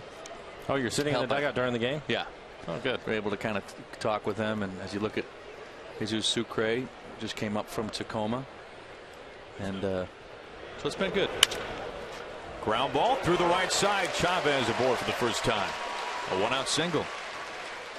And we heard Lloyd talk about Sucre. He called him a lockdown style of catcher. Of course, threw out over 50% of base stealers in the PCL with the Rainiers, second best in the league. What do you like the most about Sucre? Well, I talked about Sucre a little bit in the pregame, and yeah, I think he's your traditional catch and throw guy.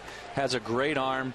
You're right. He's been throwing out 50% of the runners down in Tacoma, which I think the league average is somewhere in the high 20s. So 50% is way above average, major league wise, and he's done a great job of that. Blocks the ball very, very well. Receives the ball well. So I think he's going to be fine defensively. And of late, guys, really been swinging the bat. I think he's hitting 375 over his last couple of weeks. And so the bat has really come around. And it's great to see him get a chance up here again. He got the injury last year when he was here that sidelined him, I think, for the remainder of the year. So to see him back this year again at the big league level, it's a testament to how hard he's worked, and he's done the job, put in the work, and here he is. 0-1 on James Jones. Chavez aboard at first. And Dan, what is it about catchers that we see from Latin America in particular? Sucre from Venezuela. You look at a guy like Salvador Perez from Venezuela as well, an all-star Gold Glove winner for the Royals. They seem to pick runners up or have the ability, the want, and the desire to throw to first, to throw to third, more than stateside born catchers for some reason. Well, I think these guys have great arms and they have good quick feet. I think Suk is one of those guys whose arm strength and his feet quickness give him the ability to sneak up on some runners. And obviously when you get a guy you kind of watch as a catcher, a guy at first base getting his secondary lead, maybe getting a little lazy going back to the bag, and it's a great way to pick up an extra out here and there and to give your pitcher a boost. And you know, when you have the tools and you're able to use them in the right situations, you can help your club out a lot. And I think that's what they try to do. Boy, tough news. Speaking of catchers for the St. Louis Cardinals today, Yadier Molina, he'll be out for 8 to 12 weeks with ligament damage in his thumb, sliding into third base, and he's been one of the absolute best regardless of position in the game over the last handful of years. Yeah, thumb injuries are tough for a catcher. I don't know if it's his right or his left thumb, but if it's his catching thumb, it takes a long time for those to heal. The pounding that you take in the catcher's glove, especially that thumb, it can be a long time coming back. Mike, you know a little bit about thumb things, don't you? Just a little. I know I never wanted you to have one.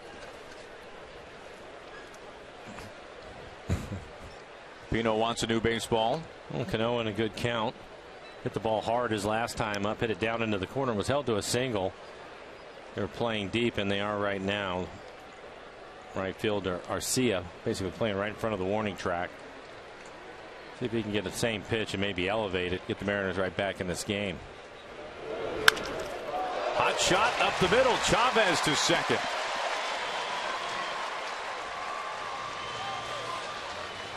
Cano 2 for 3. The Mariners have 2 on for Kyle Seager now. We'll take a look at it. It's a pitch that's up in the zone away from Cano, and he's able to stay on top of it, drive it right back up the middle. Seen that time and time again here in the first half of the season, just using the entire field. The base hit down the right field line. Now this base hit back up the middle. I'll bring up Kyle Seager. Kyle already with a home run in the game. He's been on base a couple times, the home run and then a walk. It was a great at bat that he had. Fouled off a number of pitches and eventually worked the walk. Kyle leads the club in RBIs with 60. The ball almost took Kerwin Danley into center field with it. Yeah.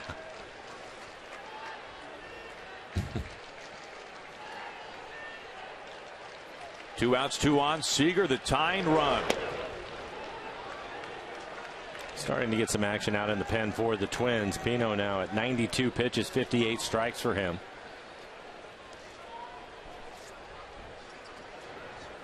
Swarzak getting loose.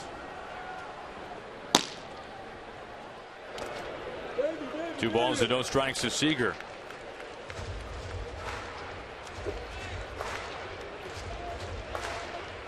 We mentioned it earlier. Seager so far this season has been one of the absolute best home hitters in the American League. Seager batting nearly .350 here at Safeco Field. Cano at first, Chavez at second, 2 outs. Well, and he's hitting over 300 with runners in scoring position, and the Mariners, just as a team, need somebody to come up with a big base hit for him.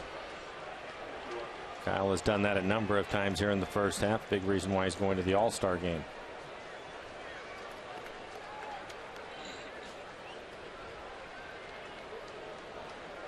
Seager ahead of the count. Here's the 2-1. And shaking his head, he would like to have that pitch back. Like a good fastball, middle in, elevated a little bit. The pitch that he hit out, his first at bat in the game was a fastball, more out over the middle of the plate, but it was above the strike zone, really. It was well above his belt. And able to hit it out to right field. Little surprised they tried to go in there, Mike. Could have gotten hurt bad on that pitch.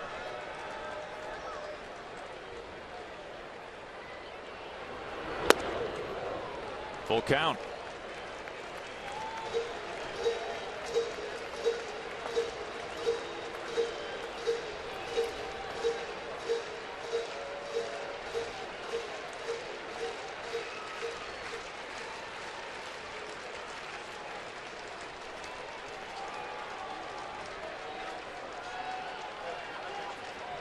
First and second for the Mariners, 2 outs, and a 3-2, and it stays full. Now Pino approaching a season high in pitches. He threw 98 in his last start against the Yankees, and he's just shy of that here tonight. And the clock obviously ticking as we saw the bullpen starting to stir for Ron Gardenhire.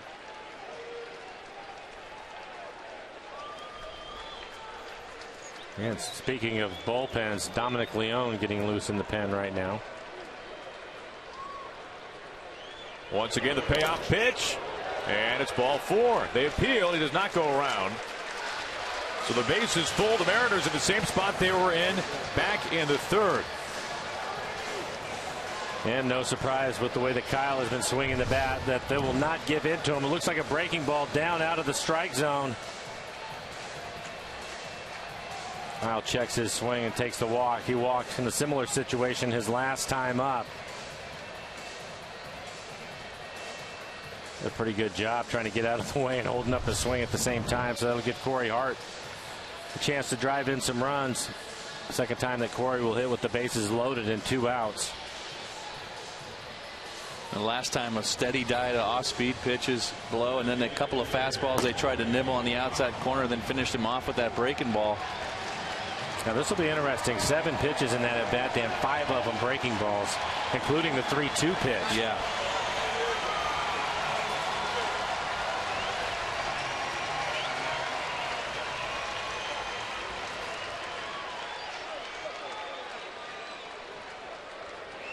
So Hart now represents the go-ahead run.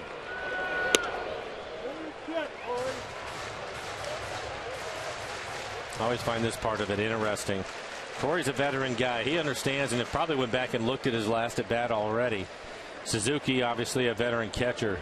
To watch them go back and forth, you would think, well, they had success with the breaking ball. Maybe they'll just stay with it. But here's a couple of fastballs to start him off, trying to switch things up.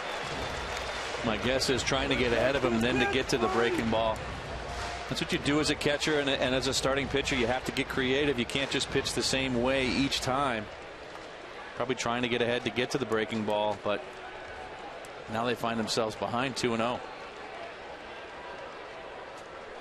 Base is full, 2 outs. The 2-0 to Hart. A big rip and a squibber. It's a knuckleball on the grass. Move to first. Hart's out. Looked like he might have had a chance, but Corey Hart will leave him loaded. We've played 5 here at Safeco Field. Twins have the lead by 3.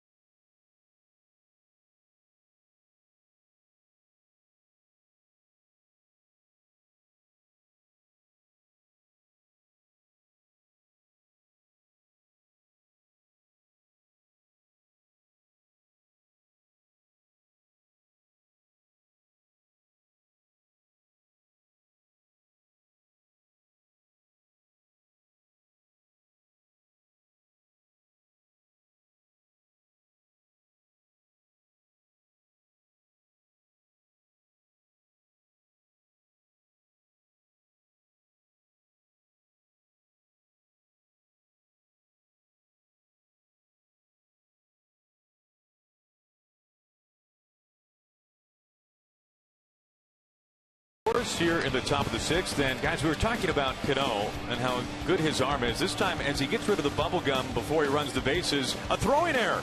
Watch out as he almost hits Chance, the cameraman. Chance almost wore one for the team right there. Way to go, Chance. There he is.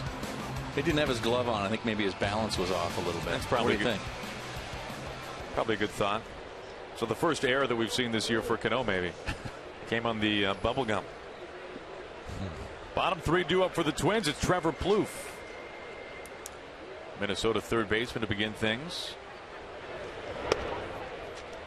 Joe Beimel back out there. He took over for Danny Farquhar. Remember, this was the bullpen game as Lloyd McClendon decided to move Felix Hernandez to tomorrow night. 7-10 the first pitch to face the A's in game 1. 3-game series to in the first half of the season. Felix has had success against the A's this year, but even bigger than that, putting the Mariners' horse up against the best team in baseball right now in a series that the Mariners are looking to do some damage in. A 3-game set. It'll be Jeff Samardzija tomorrow night, going in his second start for Oakland. And we can see the upcoming pitching matchups. Chavez coming off a gym in his last start. Sonny Gray, their opening day starter, and was such a big part of what they did last year, the postseason too, facing the Tigers. Great matchups in that one, including the last one with Chris Young. What a first half of the season Chris Young has had for the Mariners. Really pitched well. And you have to love that last start, Mike. I'm glad you brought that up. That last game brings such a juxtaposition of styles. You have Chris's last start. Looking at the start between Young and Sonny Gray, because you have Young, who is 6'10", who throws an effective 86-mile-an-hour fastball. You have Sonny Gray, who is maybe with spikes a little over 5'10". He throws about a 96-mile-an-hour fastball. So you've got one of the shorter starters against one of the very tallest starters, one of the slowest throwing starters versus one of the hardest throwing starters. Of course, Gray also has that angry curveball too. That'll be a lot of fun. Well, again, it's going to be tough for both offenses. You take a look at Dominic Leone getting loose in the pen. It's a tough way if you're swinging the bats on either side to go into the break.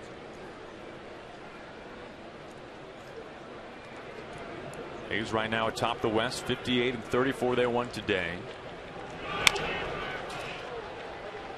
And right now, Mariners bullpen, again, the best bullpen in the American League, trying to keep the game right where it's at to give the offense a chance to get back in the game. They've had a couple of opportunities with 2 outs and the bases loaded. and left the runners stranded. So hopefully they'll continue to put pressure on the Twins pitching staff and eventually come through. It's been a struggle in the last week. I got to believe that's it for Pinot tonight. Yeah. It'll be now bullpen against bullpen. And it looks like Swarzak is still up in the pen for the Twins. 2 balls and 2 strikes to Plouffe. He's 1 for 2 tonight. He singled on the ground right up the middle in the 4th.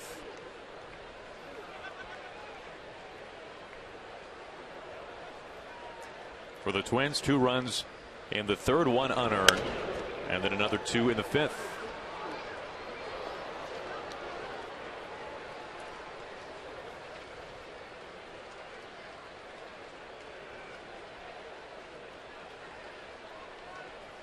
Bible tonight making his 31st appearance on the season. And you have to go back a long ways in the calendar to find the last time he gave up a run. It was on April the 26th. Nice stab down to a knee by Bible. And that'll take care of Plouffe for round number 1. Well, there's a special item for purchase tomorrow at Safeco Field when the Mariners host the A's. The Mariners' wives are selling mystery baseball grab bags to benefit Mariners Care. For $50, you can buy a mystery bag where inside you'll find an autographed baseball from one of your favorite Mariners, including maybe Felix, Cano, Kuma, who knows, a lot more. That'll be tomorrow at 7:10, game 1 against the A's. Now Plouffe, a 9-pitch at bat, but Bible comes out the winner. First pitch as Escobar jumps on it, some carry. Saunders there, out number 2. Danny, you were talking about it early in the ball game. The ball, for whatever reason, is really carrying out to right field tonight. There's not much of a breeze, but it seems to stay in the air towards right. Well, we saw a ball earlier in the game where Sando kind of had to give a little extra step or 2 on the track. That one takes him all the way to the wall. Looked like maybe surprised him how far it got. So it looked like it was a routine fly ball off the bat. Yeah, I don't know if it's maybe a breeze that's jetting out that way or if it's just the warmer air that we've had here in Seattle, but the ball does seem to be carrying to right field.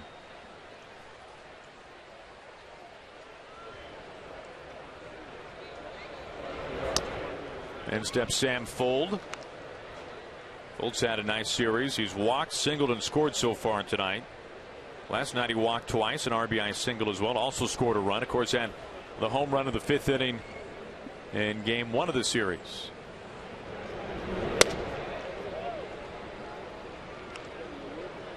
Bible falls behind with 2 outs.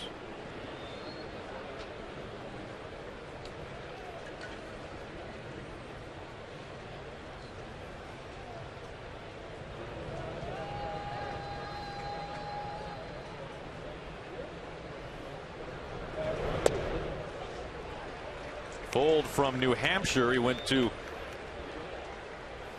a very exclusive school in New Hampshire where he's from, as he was a day student at Exeter Academy and then went on to play all the way across the country in Palo Alto at Stanford. Chopper high off the plate. And Fuld goes to 2-2 now. Played with Jed Lowry there at Stanford. He was an All-American.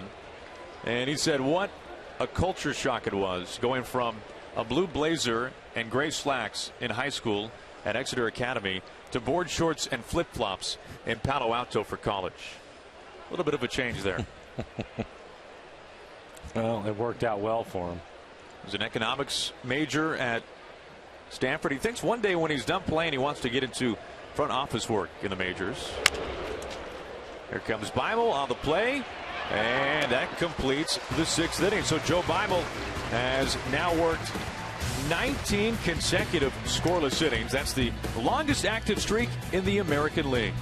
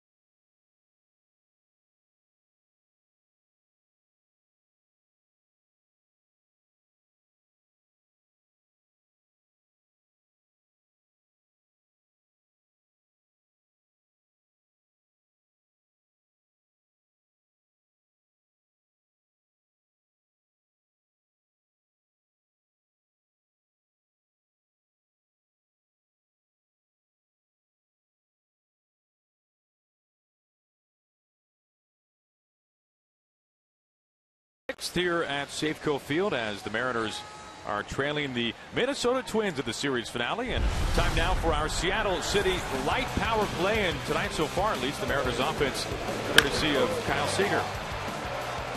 Kyle, his 14th home run of the year, came back in the second inning, leading off the second inning. Unfortunately, that is the only run that the Mariners have been able to score through 5 innings.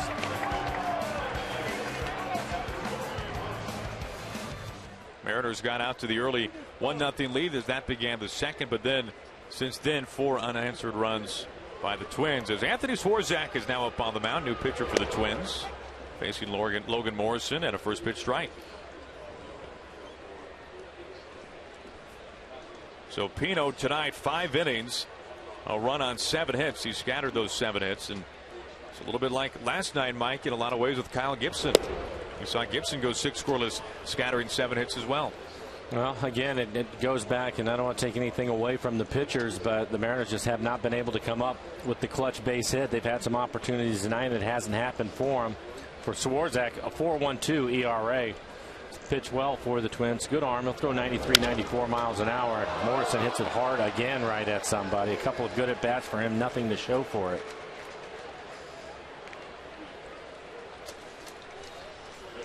Well, as always, a reminder that this copyrighted telecast is presented by authority of the Seattle Mariners and may not be reproduced or retransmitted in any form, and the accounts and descriptions of this game may not be disseminated without the express written consent of the Seattle Mariners. You're right, Mike. We have seen this from Logan Morrison at least once a game over a stretch of who knows how long. We mentioned this last night, but so many hard outs in that time. A little bit of a tough luck out as Plouffe was just in exactly the right place at the right time. Yeah, and I'm not sure, Danny, how much you've been able to see Logan since he's been recalled, but there's something about hitters, and Logan, I think, is in that zone right now, especially over the last couple of weeks when he stands in the box. He just looks like he's going to square it up, and I don't know if it's the way he's taking it or that fact that every strike that he swings at, he seems to hit on the barrel, but you can tell he's locked in. We had a couple home runs early when he came off the DL. And you're right, he's hitting the ball hard when he gets up there, but just not a lot to show for it. And that starts to wear on you mentally a little bit over time, and that's the part where you start to worry a little bit, because then you start trying to do a little bit too much and you get away from your swing. Yeah, and that's where you hope that he's been around long enough to where he stays disciplined, and it's something that I talked to Logan about. And that's pretty much what his mindset is, just staying where he's at. And he even told me a couple days, we can't control where it's going. I just want to get the barrel to it and see what happens. And right now, you can tell he's frustrated, and I don't blame him. This game's hard enough, and when you get locked in, you want results. And he's having a hard time with it right now.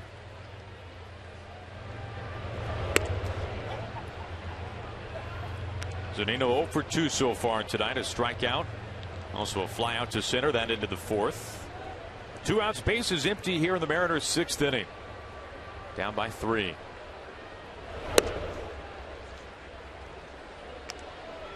Dominic Leone loosening up in the bullpen. We've seen Wilhelmsen, Farquhar, and Beimel. Of course, Wilhelmsen getting the start tonight, 2 2/3.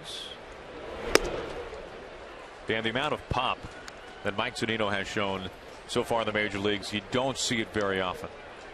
No, and it's great to see the home run total up until tonight. I think he was tied with Kyle Seager, but you got to love seeing that kind of production power-wise from that position, and you hope that continues in the second half. You just don't know. Sometimes, you know, the rigors of catching behind the plate and mentally exhausting as well as physically, and it takes a toll on your legs, which you need hitting and you need for that power. So hopefully, you know, Mike gets some good rest over the break and is able to continue on that power numbers in the second half. And he's got looking at 95-mile-an-hour heat that time from Swarzak, who comes out of the bullpen and retires his side in order.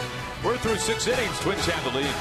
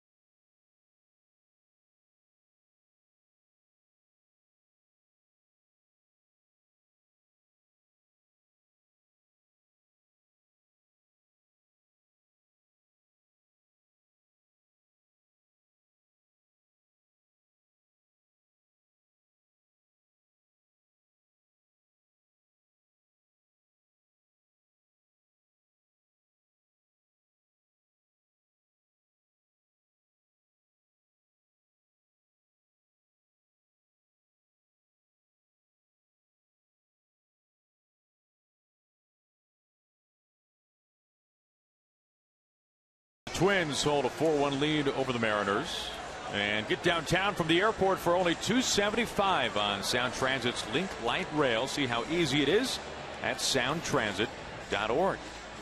Aaron Goldsmith with Mike Flowers, Dan Wilson, as we go to the top of the 7th, and a new pitcher up on the mound for the Mariners. It's Dominic Leone, and Dan, we had a chance to see Dominic Leone last night, an inning and a third scoreless, 23 pitches, a walk and 3 strikeouts.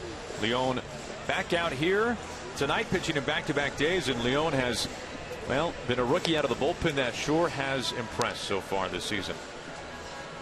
Yeah, he's done very, very well. Obviously a guy that's has been able to find out and watch what's going on in that bullpen. There's been a lot of success out there. He's learned a lot as he's gone along, and I'll tell you what, he's been a big part of that pen, and all those guys down there really have fed off of each other and continue to pitch well, and he's been no exception to that as well. You see the pitches for him over the last week.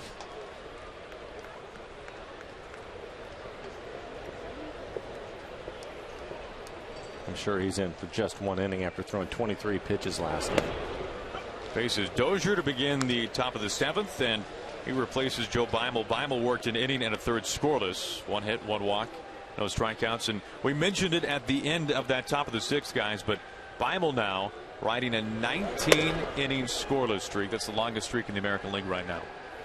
And he's the only one that doesn't throw in the mid-90s out in that pit. He can pitch, though, changes speeds, locates his fastball, keeps it down for the most part.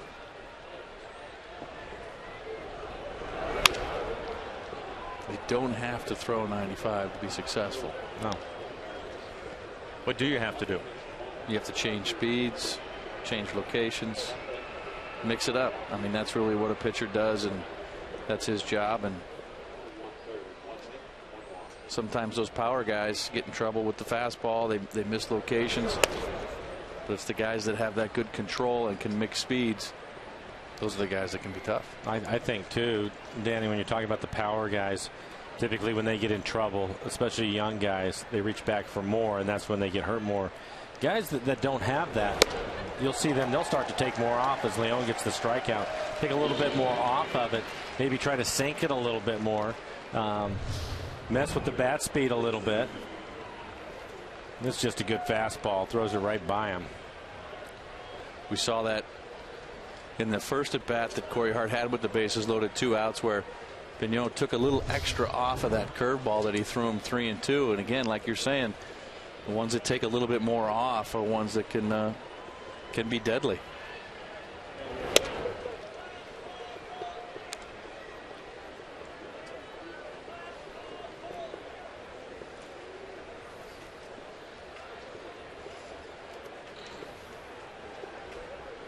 Leone now facing Kurt Suzuki.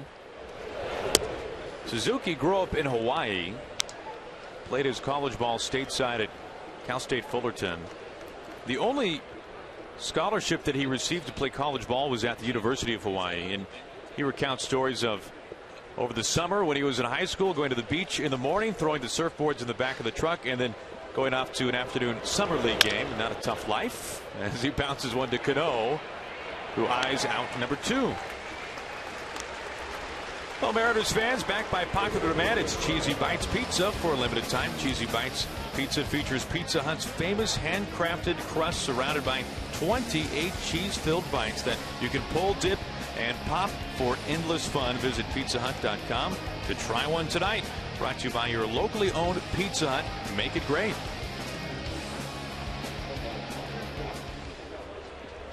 Nice start for Leone. 2 up, 2 down. Now staring at Chris Parmelee.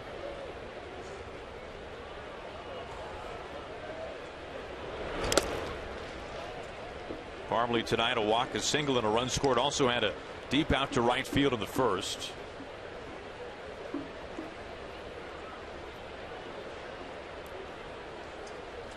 As we mentioned, once this one's over with tonight, the Mariners will host the A's for a great 3-game series to end the first half of the year.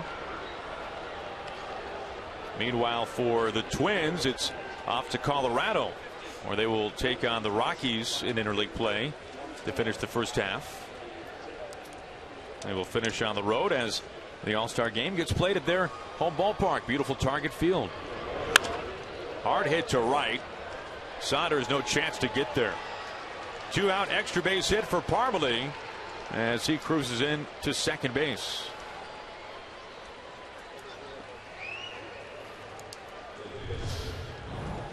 It looks like he catches it off the end of the bat.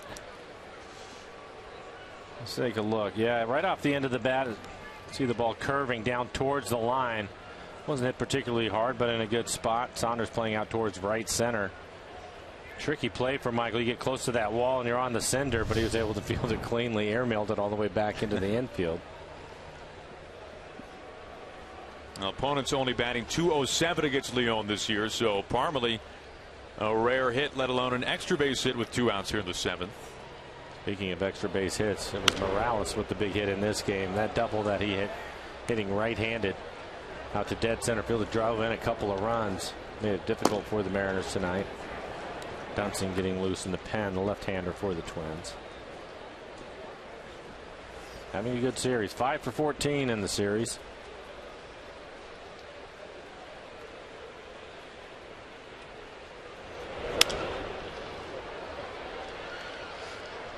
No balls and 2 strikes to Morales now. It'll be Bloomquist, Chavez, and Jones. 2 up in the Mariners' 7th as Charlie Furbush begins to loosen up.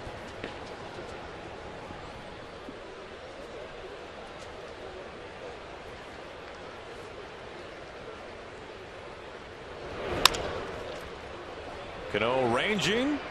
And there's the bullwhip flip over to first base. Morales is out. Parmelee stranded.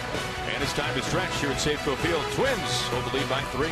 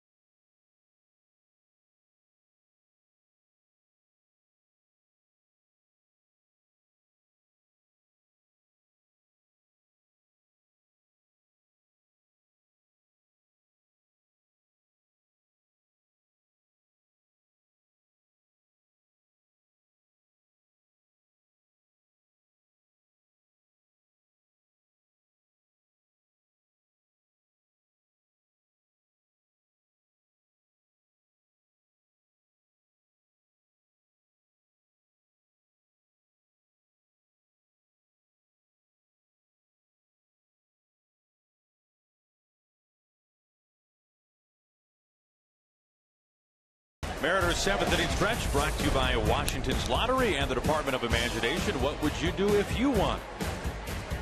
Willie Bloomquist getting ready to lead things off in the last of the 7th. Mariners have some ground to make up as the Twins lead at 4-1. And Dan Wilson for the Twins. It was 2 runs in the 3rd, 2 runs in the 5th. Tom Wilhelmsen getting the start today. So the overall feel of this game certainly a unique one from the standpoint of it's been the bullpen all night. Yeah, obviously Johnny Holstaff. Or is it Allstaff?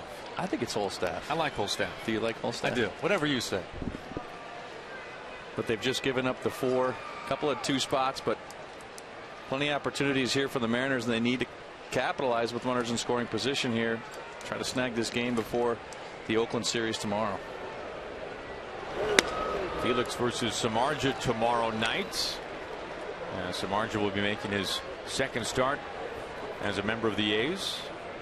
Well, this is where you'd like to see him put some pressure on him. Willie 1 for 2 tonight. Then you turn the lineup over again, have Chavez and Jones, and hopefully get to Cano with some runners on base.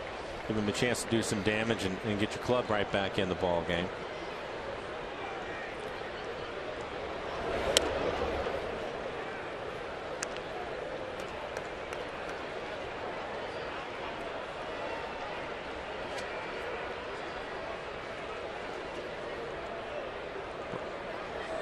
Brian Dunsing, the left-hander, still getting loose in the pen for the Twins. And I would imagine with the lefties due up, this will be Swarzak's last hitter.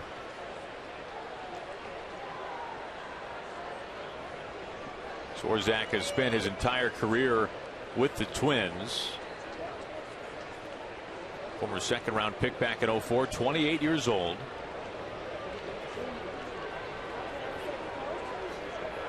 The 2-2 to Bloomquist. Chops to Escobar. Out number one. Well, see the Mets without taking the subway. Head to Safeco Field July 21st, 22nd, and 23rd as the Mariners host the New York Mets in a rare interleague matchup. For tickets to see Robinson Cano and the Mariners take on David Wright and the Mets in another Midsummer Classic. Stop by Mariners.com.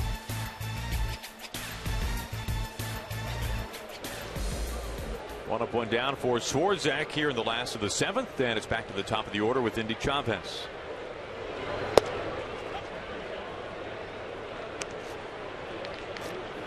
Chavez's single his last time up as he singled on the ground to right field in the fifth.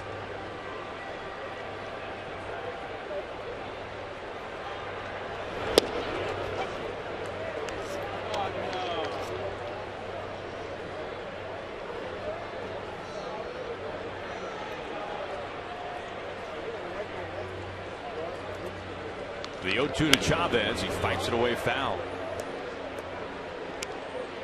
And it looks like for Dominic Leone, one inning was going to be at Charlie Furbush up again in the pen. So I would think that he's going to come in and pitch the 8th inning. Let's look at Charlie. Haven't seen Furbush on the hill in a little while. A cue shot splits the left side. Chavez 2 for 4, one out single. And it looks like that will be it for Swarzak as you take the inside out swing. This pitch is in off the plate, and Indy just fighting to get his hands cleared and get the barrel to it. Finds a hole on the left side of the infield, his second base hit of the game. So we'll step aside for a pitching change with one out and one on in the bottom of the seventh.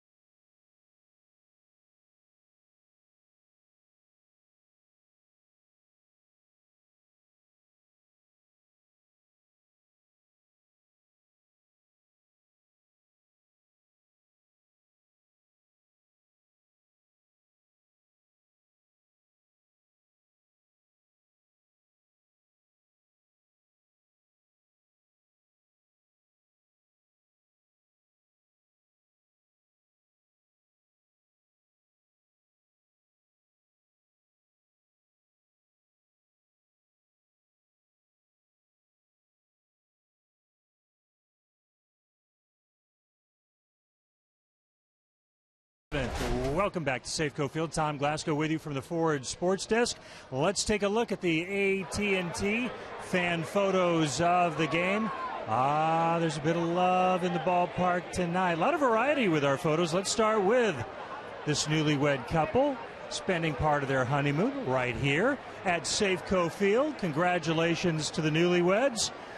And then there's a canine fan of the club wearing his or her beard hat for good luck. It's a good look, by the way. Nicely done.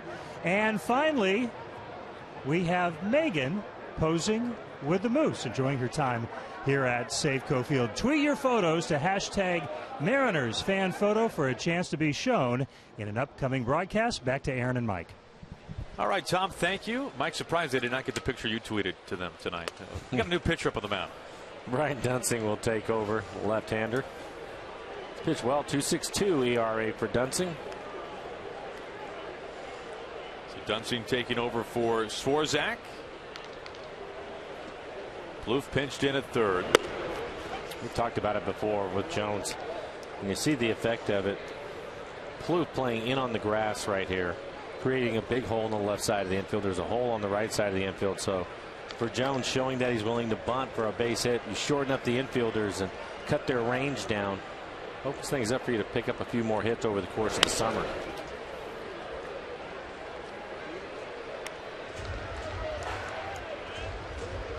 Now we saw with Endy too on the at bat before, just getting your hands inside, getting the barrel of the ball. That'd work with the third baseman in every time. It was a similar looking swing right there from Jones. He just wasn't able to get the barrel to it, but it looked like he was inside trying to hit the ball the other way.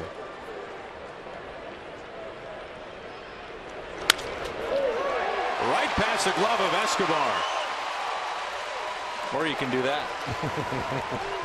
Just hit a line drive. They usually work. Well, this is what you were hoping would happen. Get a couple of runners on and get Cano to the plate. Cano 2 for 3 tonight. As you take a look at this swing by Jones, again, rarely does he overswing. It's a solid line drive base hit.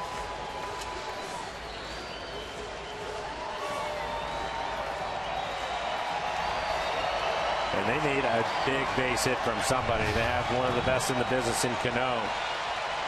Mariners tonight 0 for 2 with runners in scoring position. And they are 1 for their last 32 runners in scoring position. So it's been a tough week. They need somebody to come up with a big base hit, and you can see it's been a good series for Cano. 7 for 15.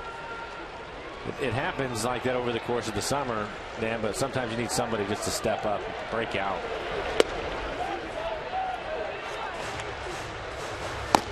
More activity in the bullpen for the Twins as Jared Burton starts to loosen.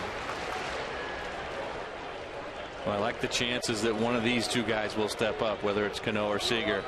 Back to back here is a good opportunity for either of them.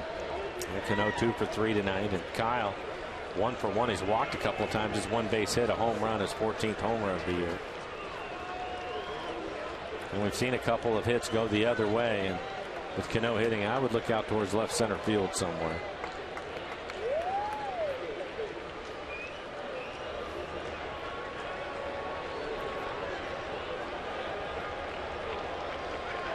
The 0-1. Make it 0-2. That looked like it was a mistake from Dunsing, and let that pitch on the inner half of the plate, and it looked like Robinson tried to tie the ball game up with that swing. One of the few times I've seen him really turn it loose, but just out in front of it. They wanted that pitch away from him.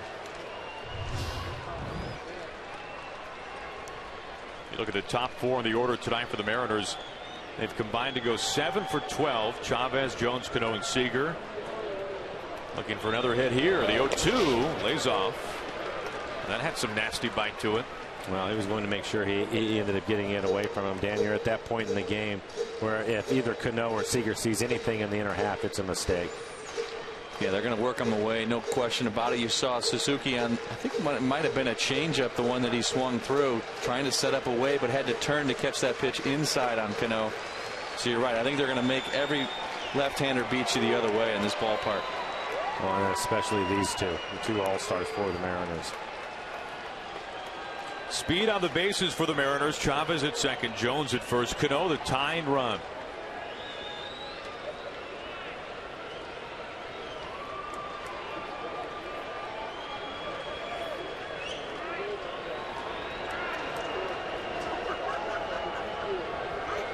Dunsing's pitch, and it stays at a ball and 2 strikes.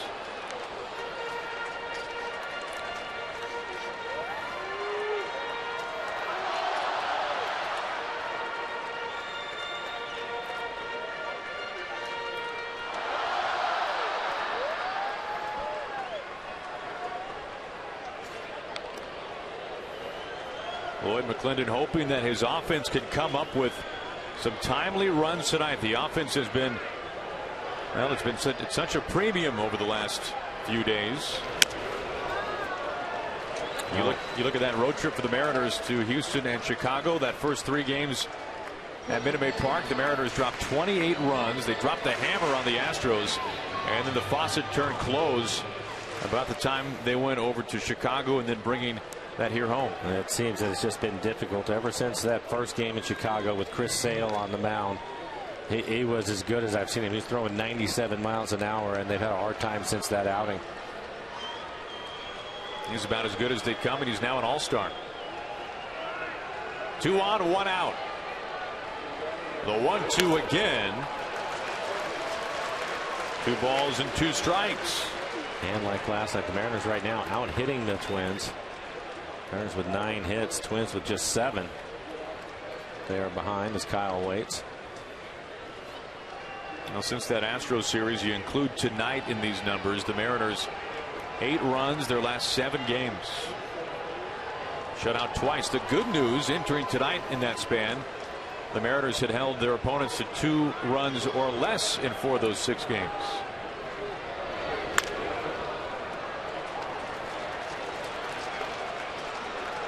Suzuki out to talk with the pitcher. I think again that one ended up more on the inside part of the plate than they would have liked. Wanting to keep that ball away from Cano. That one kind of caught the inside corner. Well, it looked as if he took a lot more off of that too, maybe wanting to bounce it up there.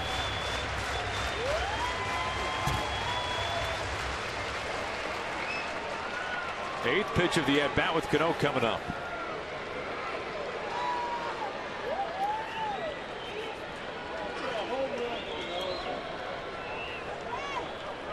He's got Chavez at second, Jones at first.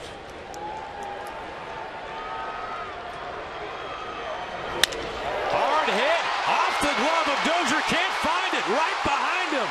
Escobar picks it up. Everybody's safe and everybody's aboard. Bases packed now for Kyle Seager.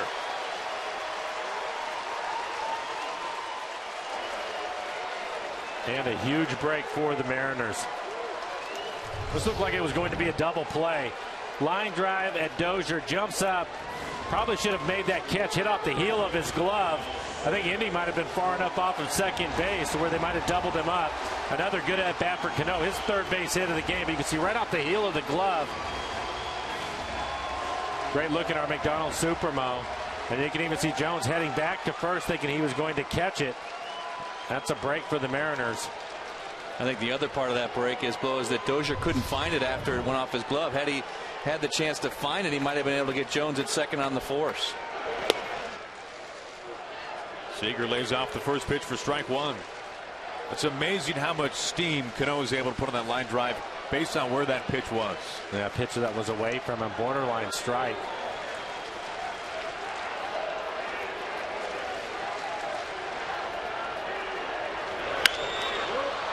Twisting to left. Willingham has the crosshairs set. Late adjustment, and he makes the catch. Meanwhile, Chavez the tag, cut off, throw to third. Jones is safe, and a run scores. Mariners within 2.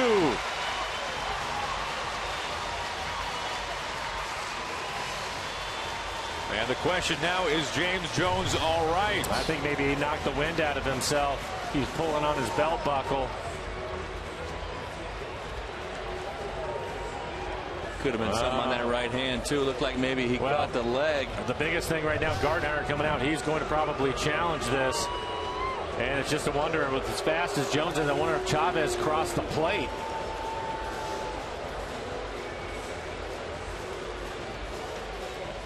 And it looks like they're going to take a look at it. Well, if they call Jones out at third, they're going to have to discover whether or not Indy was crossing the plate first.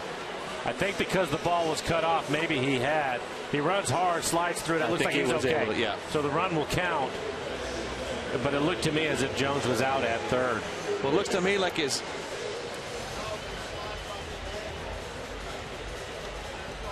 Here's the flip. I think Indy's clearly across the plate. Like Jonesy's hand gets to the bag here, but then he comes off of the bag a little bit, and the tag is still applied. He's not on the bag anywhere right there.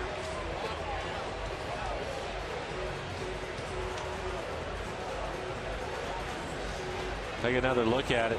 Hits his foot trying to reach the backside of the base. It's hard to tell whether his right hand was on the base at the time that he was originally tagged. And good job by Escobar to stay with the play and keep the glove on him. Good point. You can see Dale Scott there, the crew chief now in his 28th season in baseball here in the major leagues. It's interesting because Jones, his lead hand, his right hand clearly beat the throw, the tag to him, and it was probably hard for Kerwin Danley, who made the call, to see whether it was touching the base. It clearly hits his foot, and I don't know if his hand ended up getting the base after he pushes his foot. Still not on the base. Still not on the base, and there he gets tagged.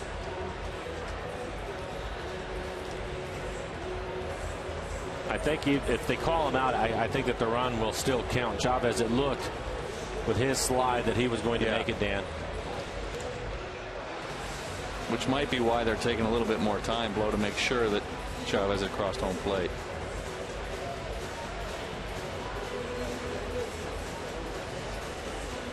We'll take another look at it. There it's cut off, and you can see Chavez with the slide. Looks like he's across the plate, and he hasn't been tagged out yet, so they're going to get the run.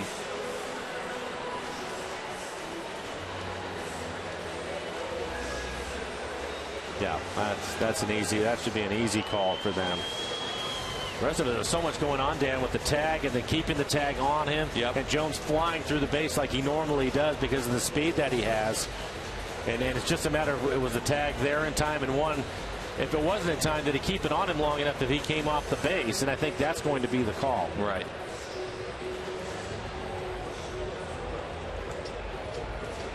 In the meantime, looks like Jonesy's okay. I think maybe your initial assessment of knocking the wind out probably was what happened, because he looks like he's doing all right down there at third base. And he really came up with a grimace. Yeah. Run counts. So the run counts out at third base, and that'll do it here in the 7th inning. We go to the 8th. Mariners are within 2.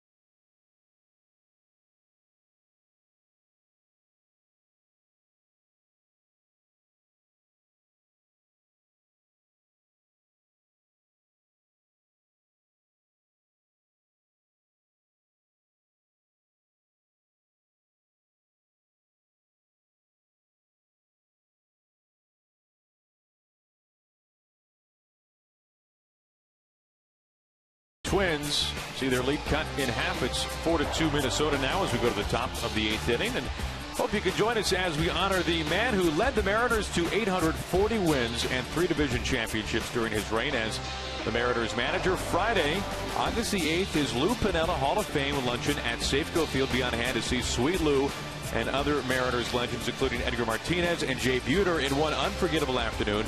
For tickets to this unique event, the Safeco Field Diamond, what an opportunity that is in and of itself. Log on to mariners.com/HOF.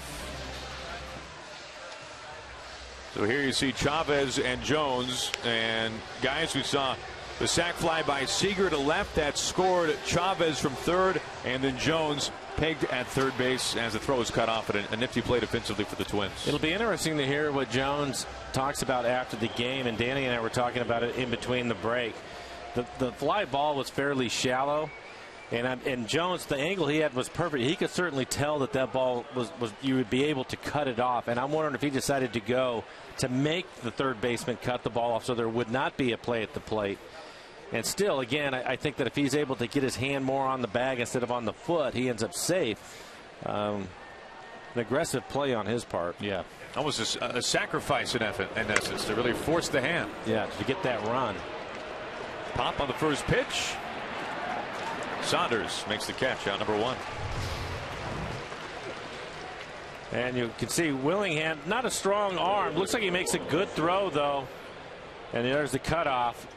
And Jones, he does the right thing. You want to go to the back corner of the bag just to make it a longer tag. But unfortunately, he gets the foot of Escobar, the shortstop, who's covering. Give Escobar a lot of credit, again, staying with the play and hanging on to the ball. Well, even if Jonesy gets his hand to the base, the trick there is to be able to keep something touching the base, because as your hands go off, right, you got to keep a part of your body on the base. Tough play. Charlie's going to take over. 36 appearances on the year.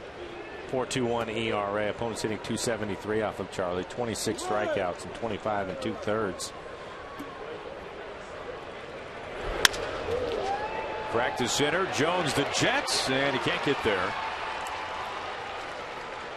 Arcia aboard with 1 out. Charlie pitching on 4 days rest. We have not seen him since the White Sox series. Well, he's in good shape. Charlie, his fastball will be 91 to 93 miles an hour. Throws a slider, big sweeping breaking ball. So the Twins have 1 out and 1 on here in their half of the 8th. And it brings in Trevor Plouffe. So once again tonight, as we saw a night ago, the Mariners, at least at this point, out hitting the Twins, but on the short side of the run department. Saunders on the move, has a bead, and makes the catch.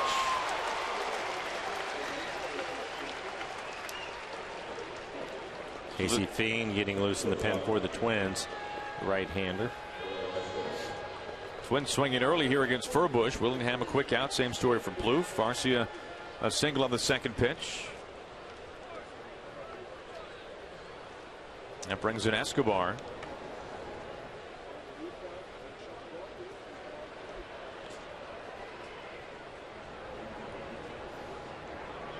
Lucas Litke back with the club, just starting to get loose. As he was the counter move, as Stephen Pryor was optioned down following his performance last night, an inning and 2/3 an unearned run. His 2014 Mariners debut. So Litke now back up at the ball club. Mariners going to the bullpen of 9 for this one tonight. Well, and as you look at the bullpen, Litke, Medina, Rodney, and Mauer not available tonight. They still have 3 relievers as they're working here in the 8th. Mauer last night 34 pitches. He went 2 2/3 scoreless innings, just the 1 hit, 2 strikeouts.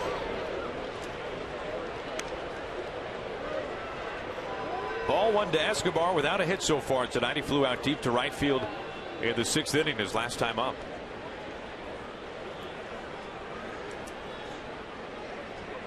So it has gone Wilhelmsen, Farquhar, Beimel, Leone, and now Furbush, the 5th pitcher on the evening. Hard hit off the hands. Chavez in line. And there is out number 3. Escobar out to left. Arcia left stranded at first base. And we go to the bottom of the 8th inning. Mariners trailing the Twins 4-2.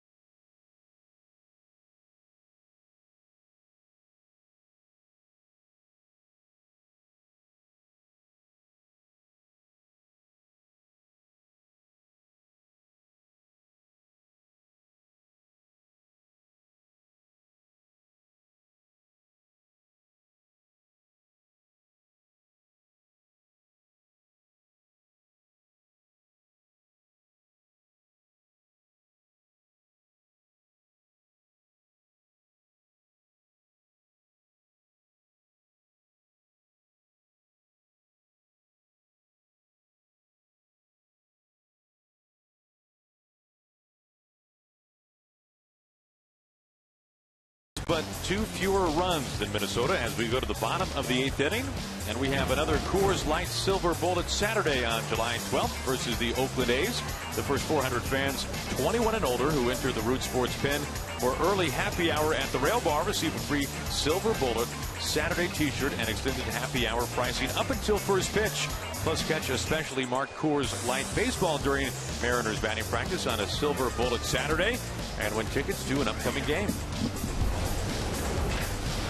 We take a look to our CenturyLink link to what's next, and tomorrow, of course, the big showcase between the King and Jeff Samardzija. Now, tomorrow's the big one, but I'm telling you, this is really good matchups through the entire series with Iwakuma going on Saturday and then Chris Young on Sunday. Chavez has pitched well. The former reliever, now starter, ERA just over 3. Almost identical numbers to Iwakuma, so that's going to be another good matchup. Casey Fiend will take over. 41 appearances for him on the year. He's had to throw quite a bit for the Twins. A 2.41 ERA. Hard-throwing right-hander. First pitch to Corey Hart, 95 miles an hour. So Pino got the start. Then Swarzak, Dunsing, and now Fiend. Hart towards the gap. Trying to find some green, and he does. Arcia can't make the catch. Fold backs him up. And it's been a tough night at the plate tonight for Corey Hart. And it's nice to see as he begins the 8th inning with a single. It's a good fastball, 93 miles an hour on the outside corner. Goes with the pitch, hits it hard into the gap. Good effort by Arcia, the right fielder.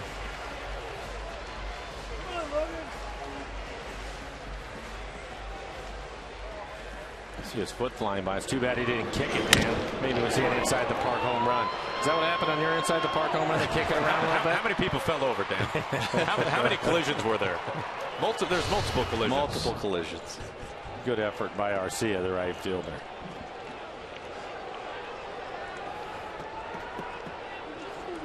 But you had two. Won a grand slam. Like I said, multiple collisions. Logan Morrison, this will be interesting right here. He's hit the ball hard a couple of times tonight. Doesn't have anything to show for it. But he's somebody that can tie this ball game up. Saunders waiting on deck. Hard hit right field. Arcia, a late break and a catch off his heels. As Corey Hart will have to saunter back to first base. Now the trend continues, Mike. It's a good swing on it. I think maybe he caught this one off the end of the bat a little bit. Looked like a breaking ball, trying to throw the backdoor breaking ball to him. Puts a good swing on it. I think he thought maybe he hit it over the head of Arcia, but he was playing deep right in front of the warning track. Tough to say, too, Blow. A little bit later in the game, a little bit cooler. I don't know if maybe it's not carrying as well to right field, but ball looked like it was, sounded like it was hit pretty good. Yeah. Now the levy's going to have to break at some point for Morrison. He's just stung the ball for the better part of a week. And has found a lot of leather, unfortunately.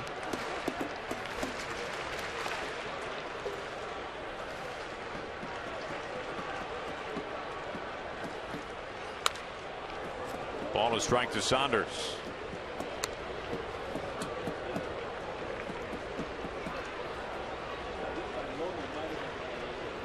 Michael tonight 1 for 3. He singled back in the second, struck out looking in the fourth, had a ground out his last time up in the 6th inning.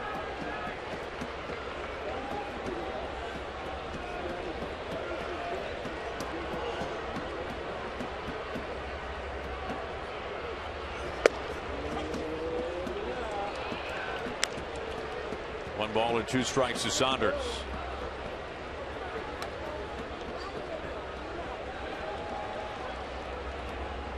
Lloyd McClendon. Well, you saw Michael reach for that lower back a little bit there, or thereabouts.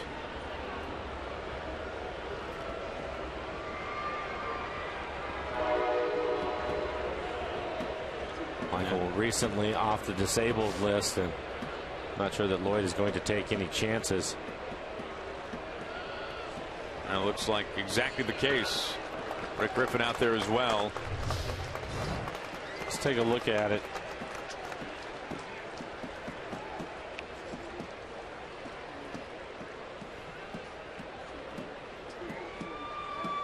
a lot of times, Mike, it's not the swings that get you, it's the check swings, and you could see had some momentum going and then stopped it, and that's probably where he got tweaked. You can see him get his hips started and then stops it, and then he grabs for the bat immediately.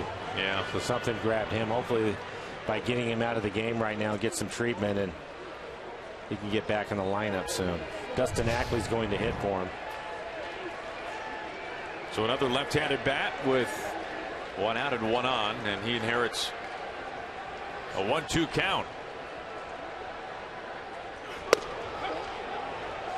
And that was quick.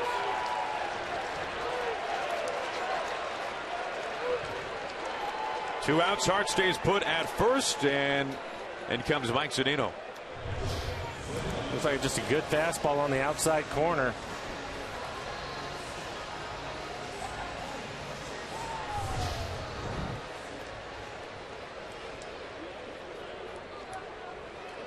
Mariners try not to waste a leadoff base runner. Hart the single to begin this 8th inning. As Zunino stares at strike 1.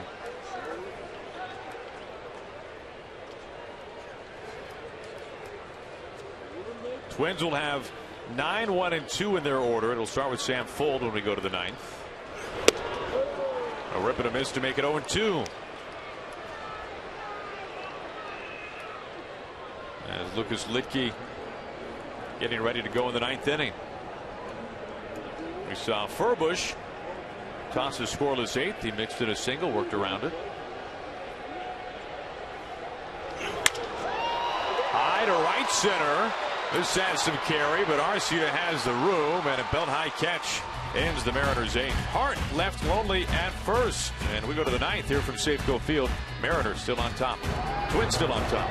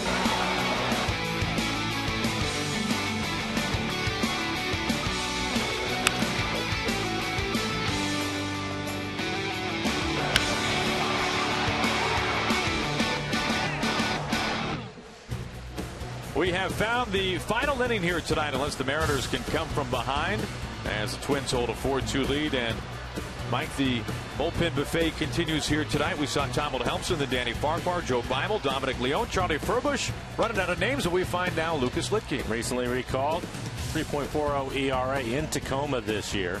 Let's take a look at his numbers: 44 strikeouts, 19 walks. A couple of saves for Lucas. Lidke to face 9, 1, and 2 in the Twins order.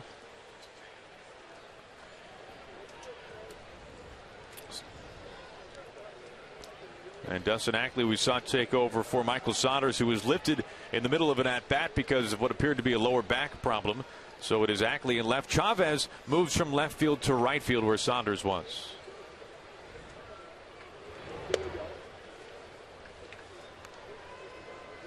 For the Twins tonight, it was a 2-run third and then a 2-run fifth. That has them on top tonight. The Mariners, meanwhile, a solo homer from Kyle Seager. That began the second, his 14th of the season and his 60th RBI. Then Seager drove in the Mariners' second run of the seventh. That was on a sac fly to left field. And the Mariners with a rare unearned run in this one tonight. Their defense has been so good. But with Tom Wilhelmsen pitching, Tom giving up 1 earned run in 2 2/3, the starter tonight. That's now an unearned run in back-to-back ball games after not seeing one since the series back in Houston on the last road trip, so it had been a little while.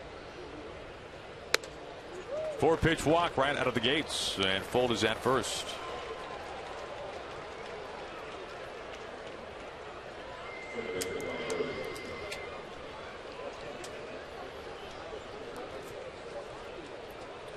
That brings in Brian Dozier now for the 5th time tonight. Dozier, a strikeout victim back in the 7th, also singled and scored in the 3rd. And for the Twins, their all-star closer getting loose. Perkins getting loose in the pen for the Twins. We saw Perkins pick up the save in game 2.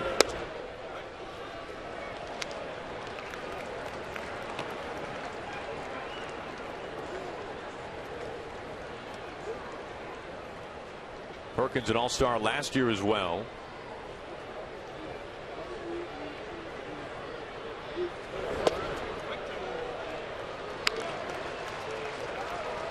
For Litke, now his 3rd stint with the Mariners, as we saw him here in Seattle in 2 different parts of May, a little bit in 2 different parts of April, and then the first couple of days in May, and then just recently recalled.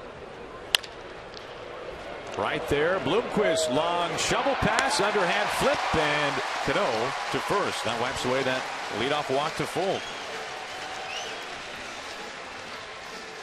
There's good speed with Fold at first, and Dozier, the leadoff hitter, can run, and Willie Bloomquist gets rid of the ball quickly. And an easy turn for Cano.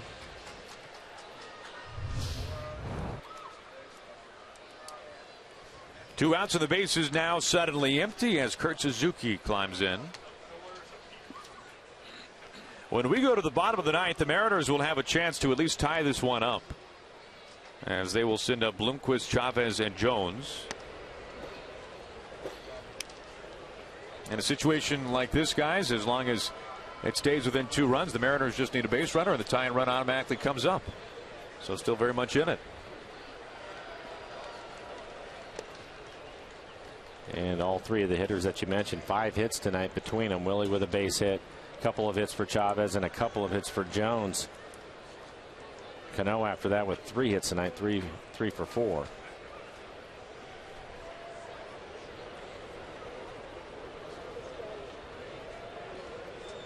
The 2-0. And it goes to 2-1.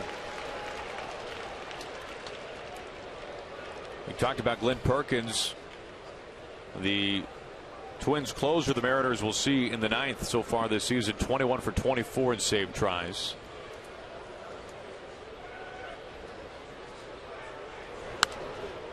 Two balls and 2 strikes now to Suzuki.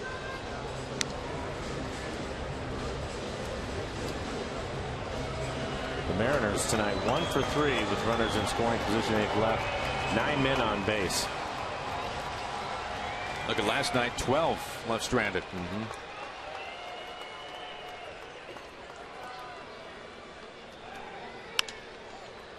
Right over the leap of Morrison into right field. And that kind of brings up the old question when you're talking about leaving runners aboard. As you can see, Morrison, Mike, just so close.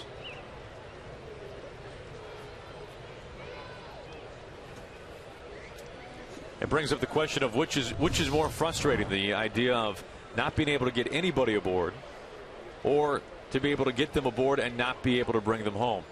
The latter. Really? Yeah, because you work hard to create opportunities, and then you're making those opportunities, and you don't take advantage of them. I think that's more frustrating.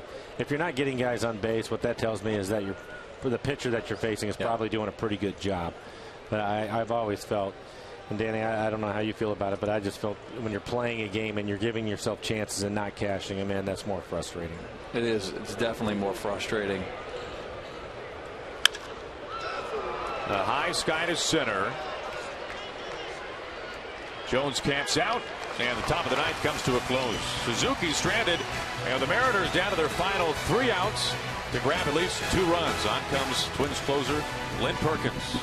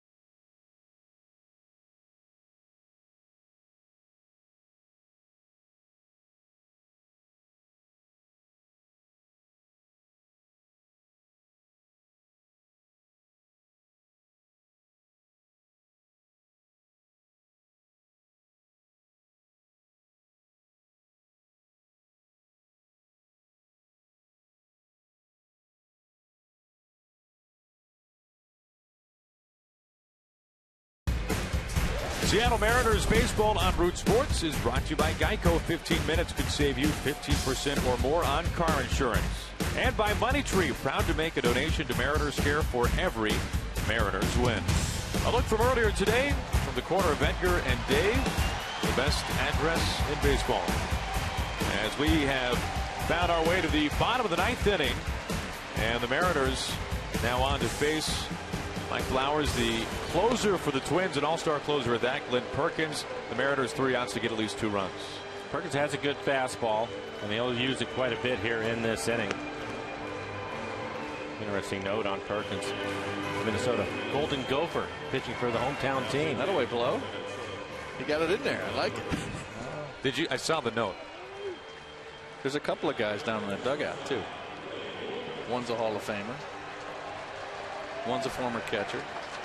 A couple guys down there. Mahler, Steinbach, and up in the booth, Dan Wilson. We got a lot of them here tonight. Man, they can feel the power. The Gopher power. Well, right now we hope the Gopher blows his 4th save of the year. So it's Perkins on to face Bloomquist to begin the Mariners' 9th inning.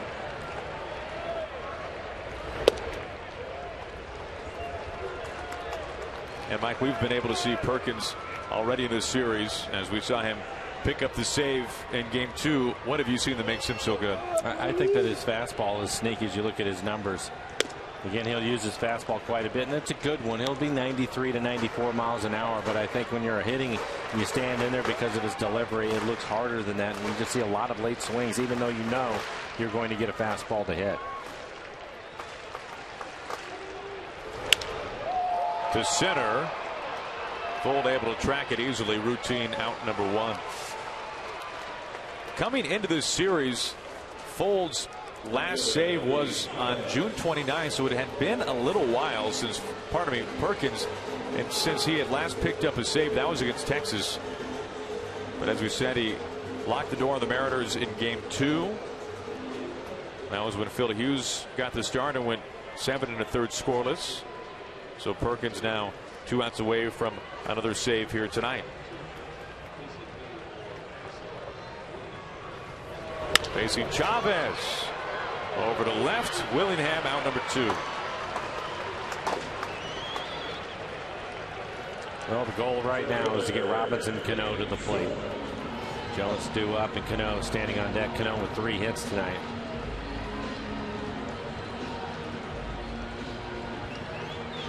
We talked earlier about James Jones and having such a clear idea as to the type of hitter that he is. And it was early on, Dan, when he said, I know what my job is, and that is to be able to get on base for Robinson Cano. And there's no greater opportunity than right here to give the Mariners a chance to come back in this ball game. A couple of hits tonight, both of them the other way. And there's another one. 3-hit night for Jones as he stings it to left, and the Mariners recipe here with 2 outs. Put Jones aboard, bring in Cano. That's what we're seeing. We'll take a look at it again. Not trying to do too much. Gets a fastball that is in the middle of the plate and up. He's able to stay on top of it. Good look at our McDonald's Supermo. Lets the ball travel. Gets a little bit deep into the zone and just slaps it into the left field. Gets Cano to the plate.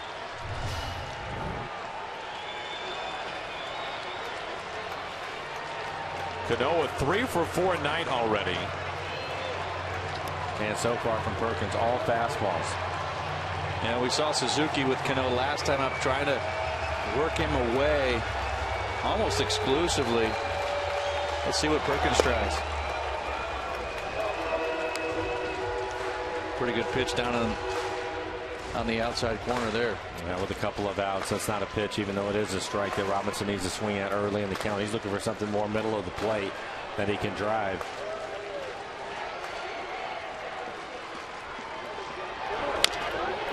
First breaking ball from Perkins. Another good pitch. And Cano quickly back to the corner, 0-2. Cano looking for his second 4-hit game of the year. That would tie a season high. His other one, he went 4 for 5 back in mid-May against who else but the Twins, as Mike referenced earlier tonight. His great success this season against Minnesota. May try to sneak one up and in here with the 0-2 count. Not anywhere near the zone, but looks like they're going to go away. And they do. Ball and 2 strikes. Now Cano with great numbers in his career against the Twins closer. 6 for 11 against Perkins lifetime.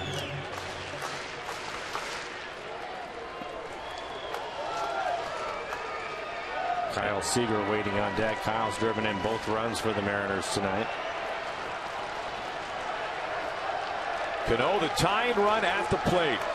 And the 1-2 ground ball off the glove. Escobar onto first in time, and this ball game is over. Looked like for a moment a carom might be in play for Cano, but Escobar able to get to it quickly enough. And Mike Blowers, tough series here against the Twins. Disappointing series, Aaron. I think that if you look at the pitching overall, outside of Elias yesterday, the pitching was good enough for them to win some games. But right now, Danny, they're just in one of those deals. It's been a week now where they just really struggled to score runs, and now they're going up against a pretty good pitching staff in the A's. Good news for the Mariners. They have their best pitching in that series, too. Yeah, and again, Mike, tonight it's not a question of how many hits they get. Again, they out-hit the Minnesota Twins 12-9. But it's when you get those hits that are important, and Mariners just not able to get the hits when they needed them with the runners in scoring position. So the Mariners have now dropped 3 in a row for the first time since losing 5 straight back in June to the Yankees and the Rangers. So thanks so much to Mike Blowers and Dan Wilson. Thanks so much for tuning in here tonight as we send things down back to the bullpen to Brad and Bill. Guys, take it away. All right, Aaron, thank you very much. Pino gets his first win. The Mariners have now lost 3 straight. They lose this series. We'll hear from Dan Wilson and Mike Blowers coming up. But, Bill, let's hear right now from the start by Tom Wilhelmsen and the bullpen. 6 pitchers used to get through 9 innings tonight against the Twins. Overall, not too bad. They give up 4 starting with Tom Wilhelmsen. You know, he looked really good to start the ball game. Crisp fastball, had an excellent curveball. There you see a changeup for a punch out. He struck out 3, but he started to fatigue in the 3rd inning. He ended up walking a couple of guys, and Captain Hook had to come out and make a move. But I saw a really solid performance by Tom Wilhelmsen. Looks like he can handle the job. then Danny Farquhar comes in to throw 2 innings. This is kind of where the Twins get to the Mariners a little bit. Yeah, he ends up giving up a couple hits, leaves the ball game. He plays matchup, Beimel end up giving up the couple of runs that Farquhar left on base and end up cleaning up his own mess. We saw Leon last night inning a third, a nice inning again for the rookie. Got top shelf stuff. Mid-90s with a dark slider. He pitches well. Good to see Charlie Furbush get a little bit of work. Has a clean inning. Gave up just the 1 hit. 3-5 all outs. And Lucas Litke, who was just added to the roster today, as Pryor went back down to Tacoma, comes up, pitches the 9th inning. Well, Litke's always had pretty good stuff. Good slider. And able to induce the double play ball. And again, close the door. The story of this game, and everybody's going to talk about the fact that they played the game with the bullpen. But again, we'll get to what the real story is. But this bullpen's been great. And in a tough situation, they held their head high and pitched a whale of a game, if you think about it, considering the circumstances. A planned all-staff day. Wilhelmsen takes the loss. He falls to 1-2. I think the real story of this game, which you're kind of alluding to, Bill, the offense. And we will talk that right now with the guys up in the booth. Mike Blowers, Dan Wilson sticking around with us, guys. We appreciate that. Well, you talked about it at wrapping up this game. 12 more hits tonight, so 24 hits in 2 games, just the 3 runs. So how do you guys look at it? Like half full with the hits and the opportunities, or half empty, no runs? Well, I think that you have to stay optimistic with this thing. If you look at the Mariners, going into the series in Chicago, they were hitting .268 with runners in scoring position. Now, they've had their issues offensively, but that has been a plus for them this year. And quite frankly, it's been a struggle here over the last week. But you can't let that erase everything that you've done in the first half so far. And this has been a tough go in this series. 22 guys left on base and just 2 for 33, Dan. And I don't care how good your pitching is, that's not going to get it done. They have to find a way to get it turned around against the A's, but you can't dwell on that right now. This series is over. It's disappointing. You have to move it past you because you've really played good baseball up to this point. Yeah, you got to move on. No question about it. You got your ace going tomorrow, Blow, and you really want to try to make some opportunities again tomorrow night.